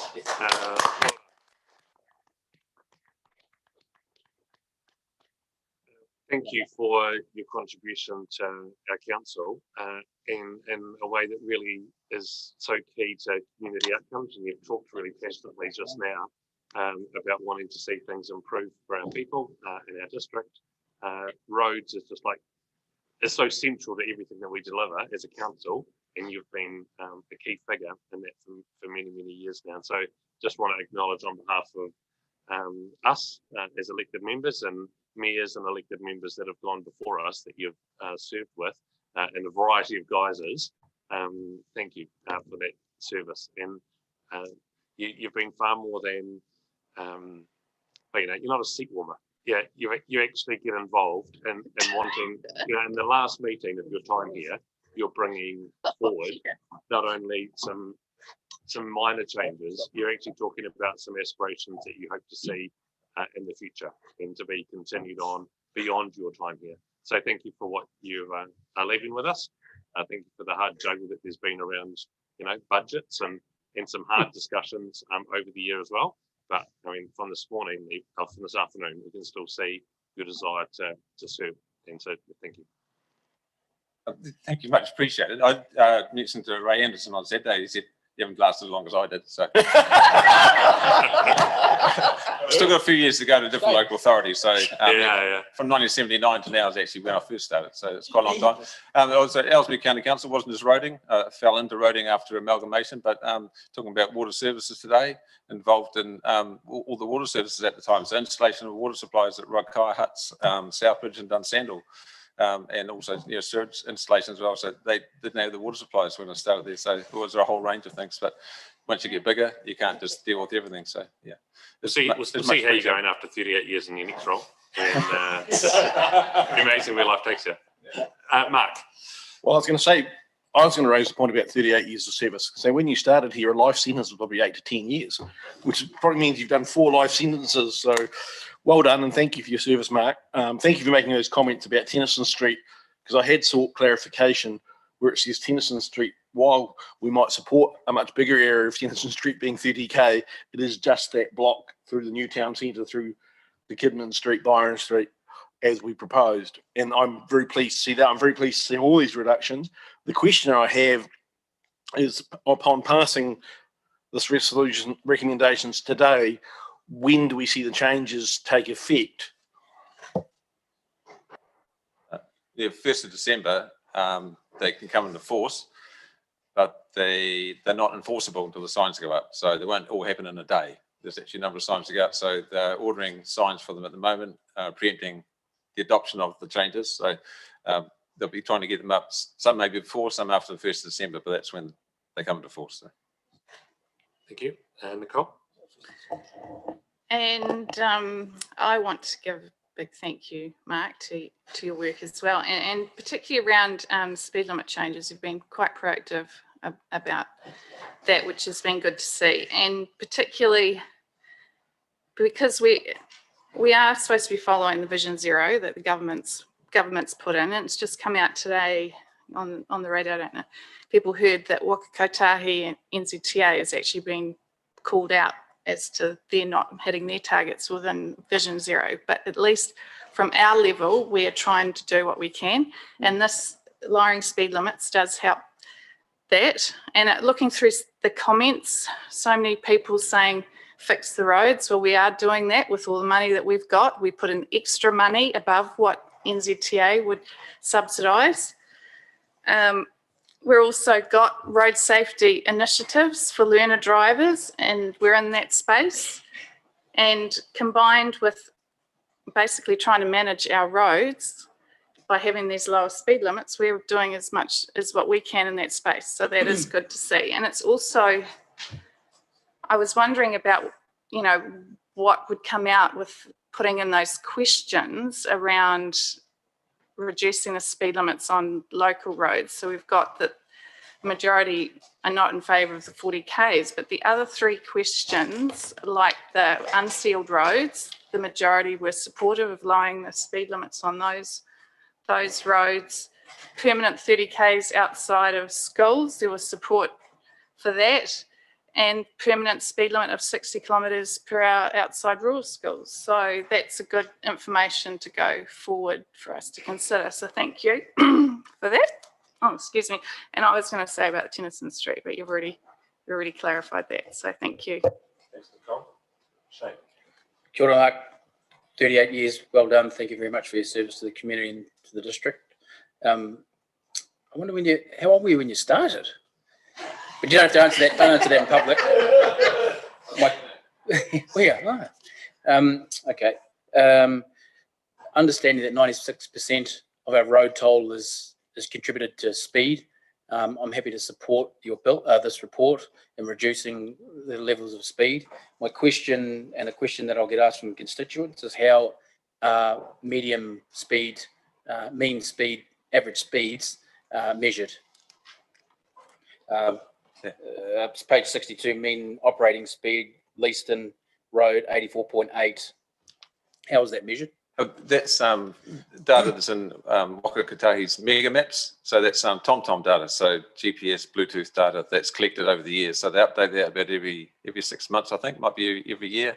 They've had it for a few years now, so it's actually getting more refined. So that's just all traffic movements are taken into account on rural roads, and they clear NZTA pay for that data so they can load it into mega maps. So that's all that's from. So I used when they first had it, there used to be a range, and now they've got it down to they know that it's, you know, if it says 97.2, it's 97.2 based on all those traffic movements over the last, say, 10 years or so. So that's where it comes from. It's from the Waka Kotahi Mega Maps site. Thank you. All the best. Thank you. And congratulations for surviving at our council 38 years. But I know that you're actually moving on to another council, so they're going to gain the benefit of all your knowledge, and you're still going to be involved in local government. So congratulations with that. Look, I have a little bit of a concern with regards to the reduction of the speed limits, and it's the fairness of people who are actually driving. It's so easy to miss a sign or to think that you're on a 100k road when you should be 80, and looking at the positions of where the signs are. And I quite like your idea, to be honest, of the yellow line. I think once people go into that yellow lined area, then they understand that the speed limit drops down to 80. Or we can actually move the yellow line a little bit in further. It's just that I note that we've got Shanes Road, you've got 100, and then you hit 80, and you've got that density. I just think it comes back down to driver education and people understanding and clearly reading where the position of the 80k signs are going to come in, or the 40k signs are going to come in. And it does take a while for people to actually, if you're used to driving 100, to drop down to 80 or to miss a sign. So I just want to highlight that, and please just make sure that they're all gazetted properly with regards to the gazetting process. But yeah, I congratulate you on basically the yellow line mentality, because it just makes it a lot easier for people to read, and knowing that you are going into a built-up area. I've raised this before, and I guess I am still concerned from a Lincoln perspective that we are reducing the speed on the arterials to town, particularly on Springs and Ellesmere, and with the reduction, Prebbleton be even slower. I know the response was that it's the time over the distance is relatively low, but it's an incremental reduction that we are having growth in our communities, large-scale growth, and is regarded as commuter belt. And so we're only left with Shanes Road, which gives us access to the motorway into Christchurch. And I would plead that we do maintain the access on Shands Road, and actually through the consenting process as well on people on Shands Road, they build appropriate access ways to their property, and we do maintain or defend at least Shands Road, because that's the last man standing on that arterial now basis from Lincoln. So the feedback I get is there are still a significant portion of people who commute, they're either having to try and go to State Highway 75 or Shands, which may be the direction we're trying to push them, but it is forcing traffic in different ways to try and find an accessible route to Christchurch. So thank you. Hopefully just a quick question. I was wondering whether anybody had submitted on Gould's Road between sort of Selwyn Road and Leaston Road, and wondered, because yeah, it's one of those roads that people do tend to speed on. Not as part of this specifically, but we've had a lot of, over the years, requests for lower speed limits on Gould's Road by the residents of Gould's Road. But as I've said, and I've got no problem with a reduction of speed limit on Gould's Road. I just really need support for reducing all the other roads around it to also be 80 kilometres an hour, because none of them are standard that it should be driving at 100, I don't think. So that was my idea. With the new register, the idea is that you have speed limit areas rather than actually, at the moment, you list each road from here to here. It's got the speed limit on it. In the new register, you will draw a polygon around that area, say that yellow line, include everything in that app. It's going to be an 80k area, and the other ones within it, whether they're 40 or 60 or urban speed limits, it will still be there as well. So you don't have to actually highlight every road. You draw an area, and everything within that is included in that speed limit. So that's speed limit areas for the way to go.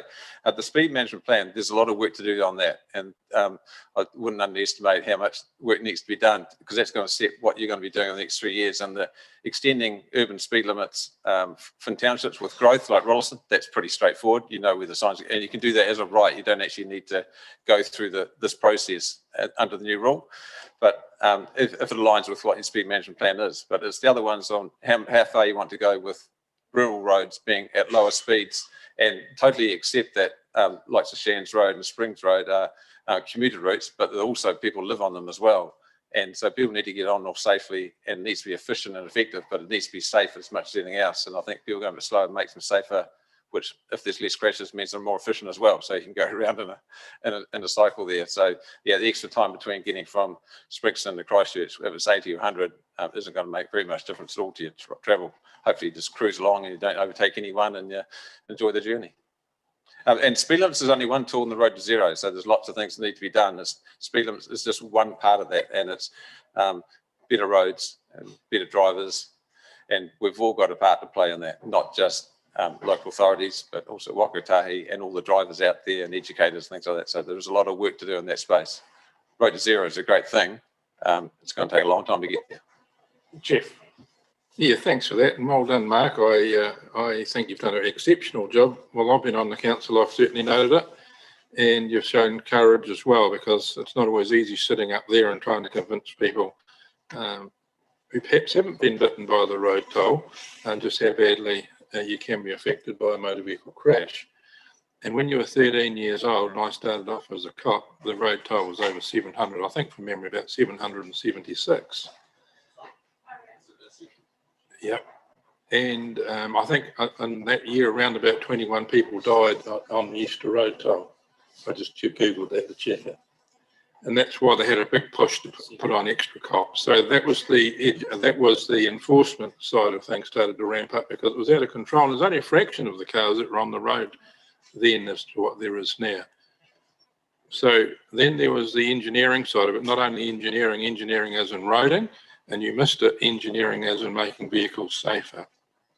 And the education side of things, you know, that people made it harder for people to just get a driver's license. I remember when I went and got my license, I just had to drive down a straight road, pay 10 shillings and 5 bob to get my first year's coupon. And that was my road test. I couldn't drive a car for tuppence, but anyway, I managed. But the one thing that I will say in all my years in that traffic enforcement and the rest of it is that we always have to keep taking a little bit more bites out of the apple, because if you sit back and say we're there, we're not. And I like the idea of, 80 Ks, as you rightly pointed out, and it's a very good analysis, is that we're allowed to do 100 Ks on a motorway, and 100 Ks down Jones's Road with a couple of trucks coming towards us is pretty stupid. We do it because human nature says if it's 100 Ks, that's what we're going to do. And I must admit that I do it, and most of us will. So we do need education. I think we've overdone the enforcement a bit, and engineering, but we just got to keep making one little step after another to get that road told down, because it got so big that people lost the impact of what a death was. 770 people, oh, yeah, it's just 770 people, but it's not that when it's your family member. And that's what everyone needs to remember. The horrific things. And for every, for 700 odd people killed in 1975, there probably would have been 20 or 30,000 people crippled. And that's the unknown statistic that we have too. So for the last few years, you've been involved in traffic safety or road safety, and I congratulate you for that. And I think that you've done an exceptionally good job. Keep up the good work. Great. Moved and seconded was Mark and Shane. All those in favour, please say aye. Aye. Against? Declare it carried. Thanks. We'll now move on to the Transportation Monthly Update. It's tab 11, page 82 of today's agenda.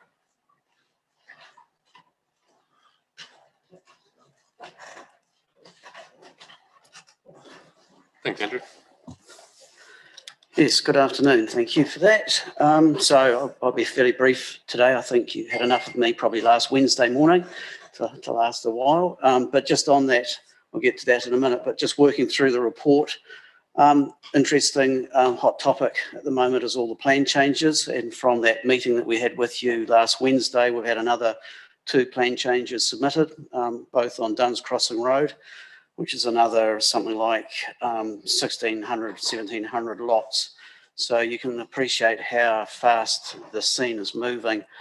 We've also had the announcement last week on the intensification requirements, and that has literally dropped a hand grenade into all my transport planning in terms of how that may take effect of our networks in regards to what we need to future-proof them for.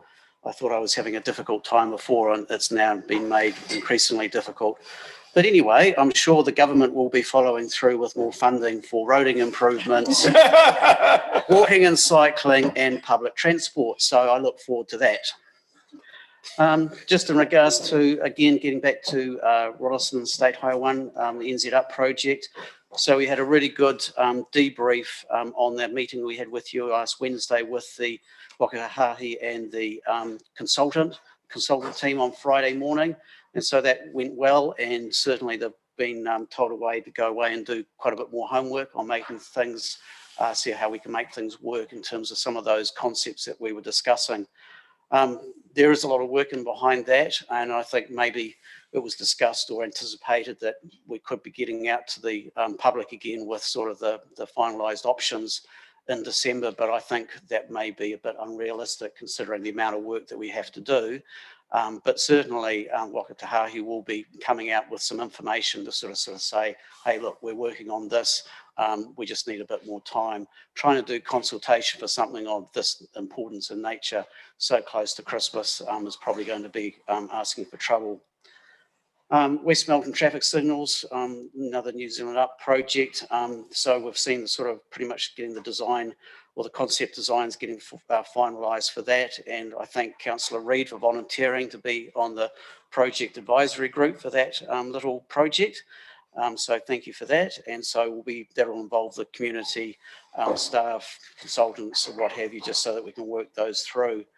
I know that last Wednesday we didn't get to the discussion on Brougham Street and things like that, and I just would like to ask how you may want to follow that up on further down the track in terms of getting Wakahahi back in the room to talk about it, or I could always give you a briefing myself if that would suffice in terms of what I know, but just something to think about. The other couple of items here down the bottom of my section of the report, Councillor Alexander, the request for that lighting on Lincoln Rolleston Road. So we've had the design done by Kinetics. It's been priced. with Orion. So I've done all the hard yards. So basically, in terms of being able to underground those overheads along there to enable the street lighting to go along that side of Lincoln Rolleston Road, like the rest of it, we're looking in the order of 380,000 for that, and also for the small section on Duns Crossing Road that wouldn't necessarily be done through development, another 100,000. So as I sort of loosely suggested there, what we probably need to do is get that dialed into the next annual plan or long-term plan process based on any advice you would like to give me today on that. But we can just basically progress that as you would any other new project, as it were. Thanks. Thank you for that. I think we'll look to have a separate briefing between now and Christmas, and we'll work on a time frame to get Waka Kotahi back. There are a number of things that they didn't get to touch on last time, and it would be good to have them in the room, I think, for that. So David will figure out a date for that. There was also a question they asked about speeds. So there's some things that we will need to discuss ahead of having that meeting as well. Mark? Thank you, and thank you, Andrew. 421 public transport. I just wonder if our members, councillor, the mayor and councillors who attend the Greater Christchurch Partnership Committee meetings may choose to make comment about what options are being brought back to ECAN with respect to fare changes. And then moving on to 4.6, the street lighting upgrade. I think it's time, councillors, we have a discussion about the undergrounding fund. We have $3 million that was set aside some years ago with its interest to be used towards helping undergrounding. I think that its interest at the moment is truly pathetic, that it's not paying for effectively any undergrounding anymore. And it's really, we need to have a discussion about the future of that funding. Are we better to actually say, pick, if they're $400,000 roughly a project, pick 7 projects and do them, and then, or not? Because if we're waiting for this undergrounding fund to pay for undergrounding, then it's never going to happen. Well, not just Rolleston. The last amount's been spent in Glentunnel. So it's not just Rolleston, thank you, councillor. I support that this project, these 2 projects go in discussion for next year's annual plan, because these were not my ideas. These were points brought to us by submissions from ratepayers. And because of the long-term plan submission, we said, let's get this priced. We've now got a price. We now have to figure out, are we going to do it and where it sits in our program. So I support the fact that we put it towards our annual plan, but I also would support a discussion at some point about the future of our undergrounding fund, because I think it's actually no longer delivering the purpose on which it was created. When we created it, interest rates were somewhat higher and the cost of undergrounding was significantly lower. So it did actually significantly fund some undergrounding in our older areas, our existing areas of our townships. It's no longer adequate. $3 million will generate, very little funds. It won't fund one of these projects unless you accumulate it for about 5 years or longer. So we're not getting the value out of that fund. So I support what's in Andrew's portion of the report. I'd like to hear from our GCP councillors about the fare review. And I think I'd like to signal that at some point we need a discussion on the future of that undergrounding fund. Just before the GCP councillors, can I just remind the table that twice before we've talked about the undergrounding fund, and twice before I've told you that that's currently under review and will be brought back later this year as part of the policy review process. Okay. So, Sophie, you wasn't present for the meeting that was at GCP. Sophie, you. Yeah, there's not a great deal of news, to be honest. ECAN made some resolutions. There was some information sent around to all councillors, and that's pretty much where it's at. So most of it is, they have an idea of where they want to go, but most of it's going to be saved for their annual plan consultation, really, before it actually gets put into action. And then we can put in a submission if we wish at that point, personally or as a council. Because there was supposed to be a fare review in the CAT 2020 calendar year. Yep. That when I was a member of the Greater Christchurch Public Transport Joint Committee, that was when it was supposed to happen. It was then delayed to 2021. It would seem that any fare review is now going to be 2022. It seems that we seem to be able to drag it out as far as we can to get nothing done as much as we can. They're doing quite a comprehensive look at it, though. It's not just a case of, are we going to be adding 10 cents or taking 10 cents off? They're looking at distinct demographic groups or community services card holders, students, that sort of thing, and just working out whether to incorporate some broad changes there. And also there's some national changes around ticketing and trials that are being underway that are all going to get incorporated into as well. So rather than jumping in, they are taking quite a long approach, but hopefully it'll give a good result. I think when it comes to our own feedback, we need to consider the place of our school students and also the university students. And Grant, I know you'd raised this as well, thinking about Lincoln University and students living in Christchurch but attending uni out here, but also the other way around it. People live out this way and travel into university in Christchurch, and the easier we make public transport and set rhythms in young people's lives, the easier it is for them to be continued through their life too. Bob. Yeah, just some queries really. Castle Hill, where are we with that? Have that been disconnected or with the lighting? Sure, Mark will be able to answer that. I believe things are underway, but he'll be able to give you a better update, I'm sure. Okay. And yeah, I've got. Yeah, there's also Walkway at Whitecliffs. Is any idea when that's going to be started? A scope has been provided to the service delivery unit to start work on that. So I'm sure they'll be gearing up in terms of getting the survey done. And once they have the survey done, then they can get into the design work. So yeah, it's certainly underway with the team, and hopefully they'll be powering through that. And also the damaged Whitecliffs Bridge. So as I understand, we should just about, if not, have completed through our consultants a structural assessment of the bridge. And so we'll be waiting the outcomes on that to see what the next step is with that. But as I mentioned to you earlier, it'll be interesting to see what the assessment has to say for itself, because that bridge, in my opinion anyway, is getting just about to the end of its days. And it may be something that the council needs to think about to start dialing in the replacement of that bridge in its entirety into the next long-term plan. Thank you. And the other one is the bridge up at the Harper. It's actually 12 months ago that we sat here and decided it was urgent. Maybe I should have asked what urgent is, because 12 months doesn't seem very urgent. And I'm getting heaps of phone calls on something that I thought would have been a lot earlier than now, and it just seems to be taking forever as nothing's been started. No, nothing's been started apart from the fact that the design's been done. They're basically finalising some aspects to that in regards to the structural elements of the bridge. But the biggest hold-up has been around the consenting. And I think everybody in this room would agree that that's just not been acceptable in regards to how long that's taken in terms of the processes that we have to work through, particularly with Environment Canterbury. For what is an essential work, taking this long to be able to progress through those processes through other agencies is of concern to me, particularly if it was a bigger, more important bridge somewhere else as well. But as I understand, everything going according to plan, work should be able to start around early November or in November. Thanks for that. Yep. Thank you.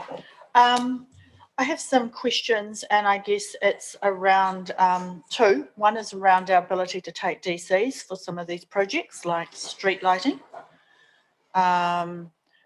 that are on these arterials with regards to safety. You've got one proposed for Duns Crossing Road. The other question I have is Selwyn, Springston, Rolleston Road. Is there a roundabout going in that intersection with the new subdivision that's on the corner there? I remember seeing a plan some time ago before that got developed that there was going to be a roundabout installed there. And I think we've been taking DCs for that particular roundabout. and that comes back to any street lighting or issues around those road upgrades. Are we taking DCs for the street lighting? Okay, so the one good bit of news in terms of, as following Councillor Alexander's suggestion about getting it into the next annual plan for the Lincoln Rolleston and Duns Crossing Road street lighting, is we can then start taking DCs on those. So that's good, but we've got to have it formally adopted into our plan and into our DC policy to be able to do that. So all the, as I think I might have explained before through the LTP, all our major CapEx projects have all been identified and added to our DC policy, and we're collecting DCs on that. But I think you've just got to remember that it only applies to the growth portion of the project, not the full cost of the project, because that's what we're limited to under legislation. And so, for instance, and I'll just pull a reasonable number out of the air, your street lighting one may only attract a 10% allocation through DCs because it has a fairly low growth component associated with it, whereas the intersection, which I'll just talk about in a minute, at Selwyn and Springston, Rolleston Road may attract 20% because there's going to be more traffic using it in the future. So it is in there, and that's the way that we have to follow the legislation in terms of how we set our DC policy and what we get in terms of revenue from that, which, to be fair, takes a while to actually gather that up and fund those projects, which is why, in a lot of respects, as a council, through our long-term plan, we preempt that by basically making the funding available earlier, but understanding that we catch up on that later on as the DCs get paid. Okay, just on that DC issue, given the number of, I think we're up to something like 22 private plan changes that are being proposed with regards to the growth. Are you trying to tell me that we've got plan changes coming on board, but unless we've got the projects actually listed in our LTP process, we are missing out on collecting development contributions from these plan changes? I think if you remember, we put a slide up last Wednesday when we were talking to Waka Tahahi, which is, thank you Murray, which he's holding up at the moment, which is I call the blob map. And that basically shows what projects we already have in the LTP, what we may need to bring forward, what the developers may need to have to provide, and what we haven't identified ourselves. So to answer your short answer to your question, if it's not in the long-term plan, no, we're not collecting DCs for it, which is why it's really important through all these plan changes that we actually understand what we're facing and get those projects in. That are the responsibility of the council, not necessarily the ones, obviously, the responsibility of the developer. Get those into our policy so we can start charging those DCs on those developments as they occur. But it's such an evolving picture at the moment that it's just very difficult to keep up with. Okay, just on that particular issue, so for our long-term plan, right, we weren't going to maybe look at going out to consultation. Given the amount of growth, would it be advantage to actually go out to public consultation on our 10-year plan every annual year? Deborah, that's a question that we'll ask councillors and we'll need to make a decision on together as a group, and include Kelvin and the finance team and the rest of David's staff around that. So it's good to raise, and we will consider that. I've got a question from Grant. I was just going to finish answering Deborah's one last point that you made in terms of the Selwyn Road, Springston, Rolleston Road intersection. Yes, we have got an intersection, a roundabout design for that. When I say design, a concept design. We've also got it at Lincoln, Rolleston Road, Selwyn Road, and Selwyn Road and Whedon's Road, because we see that whole Selwyn Road corridor as being extremely important to cater for the growth south of Rolleston. So they've been worked up to a very good standard, and then they'll be able to be taken forward at the right time to a proper design process. Thank you. Grant. Yeah, I support what you're saying, Deborah. I really do. I drive down Springston, Rolleston Road on the way to council. It's going to be covered in houses both sides. I hope we've got DCs to rebuild that from those developers, because I don't want the poor old general ratepayer picking that up, because that's exclusively driven by growth. And I'll be interested to hear your argument or response on that. But I particularly don't support the poor old ratepayer pulling up lights on ODP4 when the developer could do it if we wait. And given the explosive growth we're seeing in Ralston, it's likely to happen sooner rather than later. So the poor old general ratepayer doesn't need to keep picking up bills it doesn't need to. And I guess it leads on to the proportionality. It'd be great to understand some of these big projects, what portion is being paid by the DCs and developer contributions rather than the general ratepayer, because there's a sort of a sense of frustration out there that the poor old resident ratepayer is picking up a hang of a lot of bills for growth. And I suppose it's just that transparency about what that actually looks like. It might be instructed both ways. It might actually dispel a lot of myths about where the money's coming from and say, actually, no, the developers are paying all this. You are not paying a cent, which would be positive for us to be able to go on that path and respond that way. But it also could be the other way where we go, well, actually, geez, we need to get a bit more money out of these guys because it's going one way here. And the growth, I don't know how you're putting up with it because it's just explosive, isn't it? And as fast as you can do the drawings, you're trying to build it, which is really struggling. And luckily, we've got some good drawings here in Lincoln that's all ready to go. Thanks, Grant. Just talking with David, it'd be good, and Calvin, it'd be good to have that sort of session with us. I think being exposed to some of the detail and where that sits, there's a lot of questions that we probably continually have just because we're not aware of where that sits. So for staff to update us would be helpful.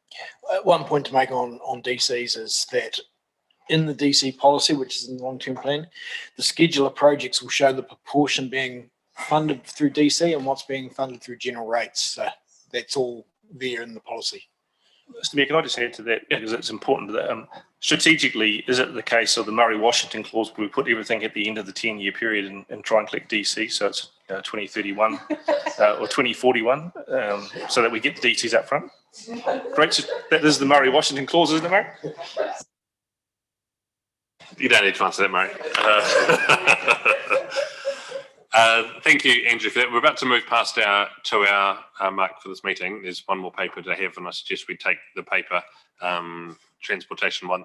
Once we finish the transportation, we've also got property. So happy to take guidance from the meeting as to whether they'd like to break or continue, but I suggest we go through to PX. Happy to move an extension. Mark, seconded. Shane, all those in favour say aye. Aye. Against? Declare it carried. Great. We'll carry on with the meeting. Mark? Oh, I was just going to respond to the last couple of points from Councillor Miller.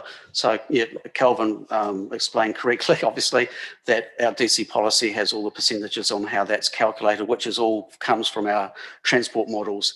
In terms of another important point around the development contributions, and in particular, like, for instance, that Selwyn Road, Sprinkston, Rolleston Road intersection, and some of those other intersections down there, we do also chase developer agreements with our developers to be able to ensure that we can get direct funding from those developments where we can justify it. But obviously there's a lot of work that has to go into the negotiation of those developer agreements to be able to achieve that. Thanks.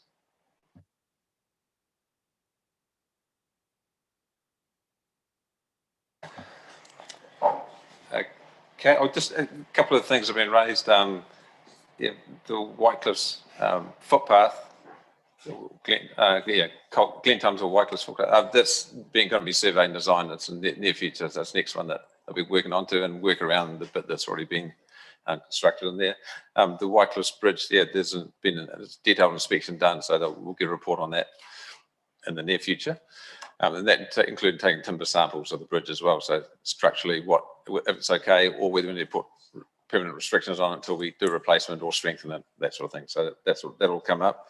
Also the Harper Canal Bridge replacement. So that's in the report there, but just waiting to hear back about the consent approval, which is supposed to be this week. There's a lot of discussion pre-lodging of the consent with ECAN staff about just to cover things off to make the actual final consent process quickly.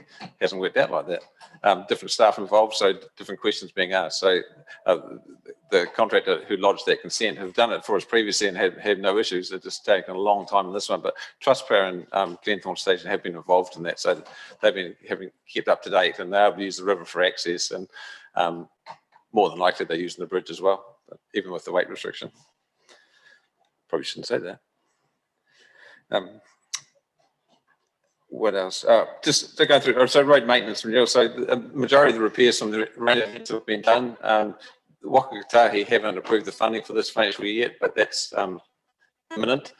But having done that, we've spent the money. We just want to get their share back with them, and you're working on the other routine maintenance, things like that. But that, every rain event has had quite an impact, and there's been quite an expenditure on that. So last year's what we spent on that, that's been paid.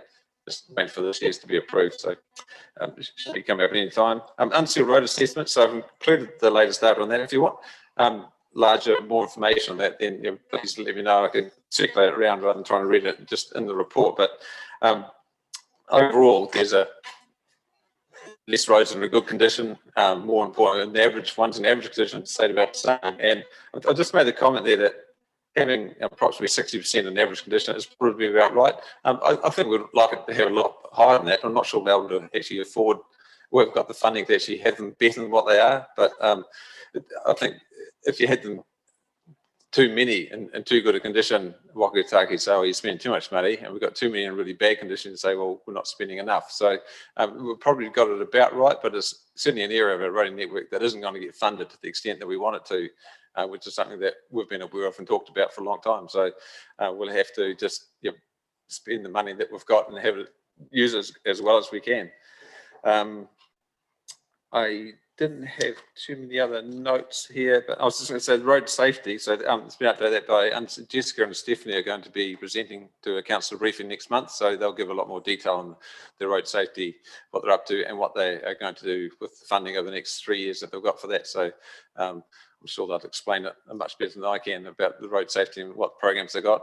But we're only even getting positive feedback about what's going on out there. So we'll keep that going. So I think that'll do for now.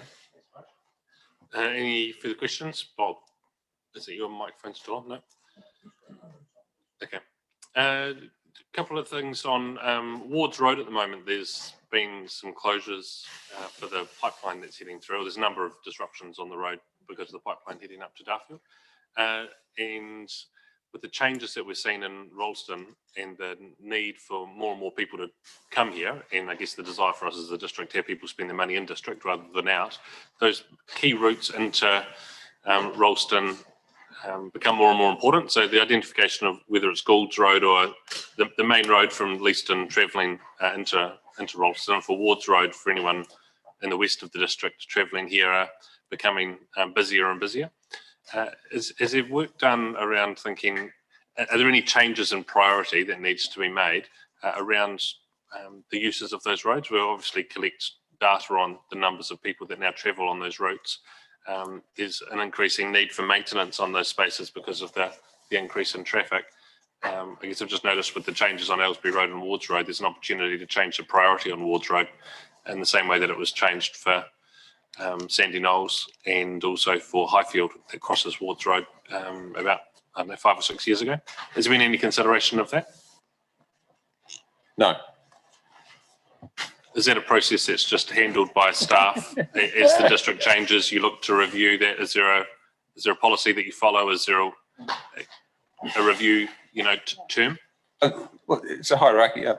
Murray's got his. I think I'll just give a comment that Mark did a recent bit of work and it actually confirmed everything that traffic volume was booming, particularly places like Levo Road, which was a significant one. But all that information gets factored into Andrew's 30, 40-year roading plan in terms of priorities, seal widening, seal extensions, intersection upgrades, all get prioritised every 3 years and suitability for you to improve it. So I was waiting for someone to say, sealing of Brookside Road. No, because, these things do come about and traffic growth is really challenging. One thing that is really challenging at the moment is trying to not to have too much effect from our road closures while we're doing subdivision work, because there's a huge amount of subdivision work, and the whole process on keeping that safe nowadays for the worker tends to suggest we close the road rather than try to keep them open at the same time. So that's a real challenge for us, and if you've been driving around Rolleston for the last few months, that is a challenge. So you did right, key roads are important to look at, but and then you're looking at the DC policy as well. The prioritisation, the priorities change every year. Yeah. And private plan changes don't give you the opportunity to master plan anything. And that's probably the key message. We've now got plan changes all the way from State Highway 1 to Selwyn Road on the west side of Duns Crossing Road. Now, that's huge. Thank you. Mark. Thank you. I think my observation, it's not the private vehicle that's hammering our rural arterial roads, it's the industrial vehicles. And that's a result of the district getting busier. Telegraph Road, I've observed, deteriorate strongly during the milking season. When the milk tankers stop trundling up and down it, it doesn't deteriorate. That's my observation, that it's not the passenger vehicle, the small passenger vehicle that causes the damage. It's the multi-axled heavy industrial vehicles trundling up and down our roads. Edge of seal extensions makes a big difference. They have on Wards Road, they have on Walkers Road, made a huge difference to the travel. And that's just another list of things we have to deal with. The comment I will reply to Mr. Washington's comment, sealing Brookside Road down to Burnham Road, it'll merely push traffic through Bethel's Road, and that's not a road we want to encourage growth and traffic on, because again, it's okay in a residential small passenger vehicle. I wouldn't want to see a whole lot of heavy traffic using that as a shortcut, because it would just deteriorate something very badly. The question I want to ask actually is on 5.5 unsealed road assessments. I was surprised that no other councillors actually picked that up on this, that we say that retaining approximately 60% of unsealed network in an average condition is a sound result. I don't think I'd call that a sound result. I don't even know that I'd call that an adequate result, because I don't think that's the opinion that our ratepayers would say.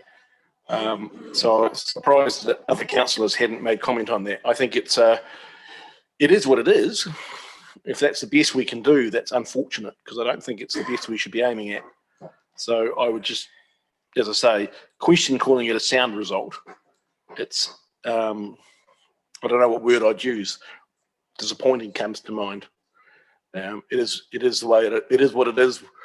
It's no criticism of the staff or the contractor, but I just don't know that our public would agree that that's a sound result. I tend to agree, and I wasn't sure what word to put in there. I came up with sound in the end. It wasn't good. It's not bad. It's kind of okay. So sound was one that ended up in there. The other thing I meant to mention was we've got a technical NZTA technical organ taking place next week. So that's a drive out of the network, and we'll certainly be going on Telegraph Road and some other roads around, just to say we need to probably take down Springston Rolleston Road as well, because I take a comment earlier about the condition of Springston Rolleston Road with everything that's going on there in terms of sewer, water, side curb and channel put in, upgrades and things like that. We're left with a pavement that we've got to do something with at some stage, and it will be coming out of our operational budget. So when that happens will be when all the development on the side happens, but we do have to deal with that at some stage. So we'll certainly be taking down there as well. The mover and seconder for this report, have we got someone for that? No. Moved Lyle, seconded Hassan. All those in favour that we receive it, please say aye. Aye. Against? Declare it carried. Thanks, Andrew and Mark. And Douglas will move your report now to property.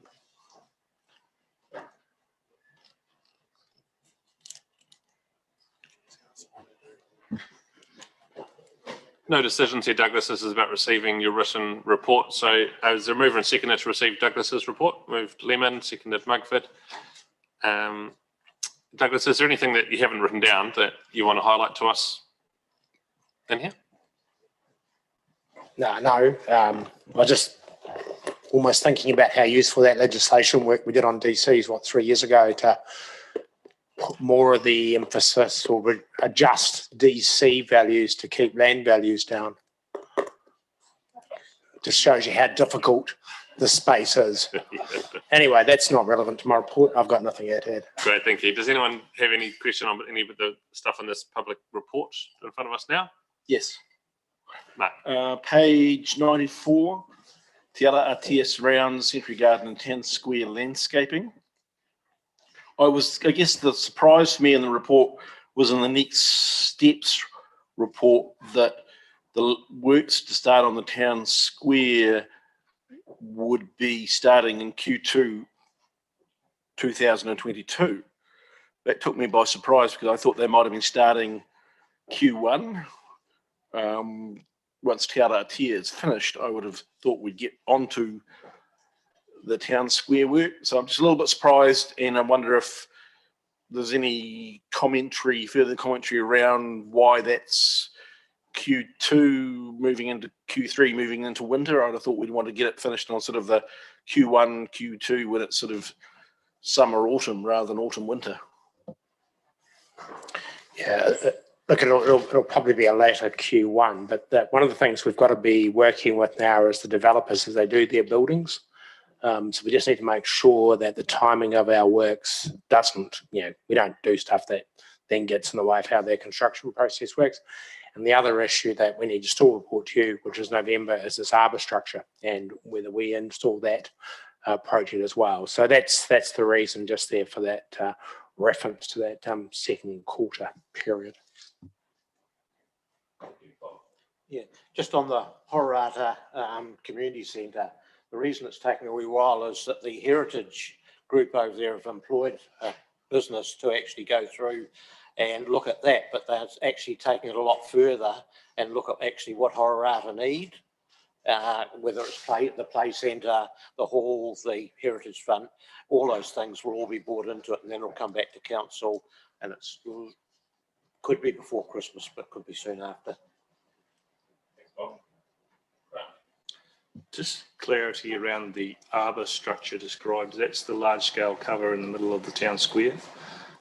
So will there be a cost recovery from the tenants that get benefit from it? I mean, it's just a large issue of the council that we put a great asset in front of them, which how is this going to work? So there's two shares. There's a share that's definitely tenant driven, and then there's a share that we probably more see as public space driven.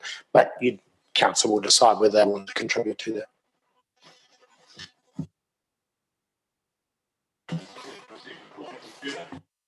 I just want to, Councillor Mugford's comment about Horata. I do think it will more likely be a 2022. They've also, like a lot of people, they've tried to meet a couple of times, but COVID lockdown rules have held them back for about 6 to 8 weeks.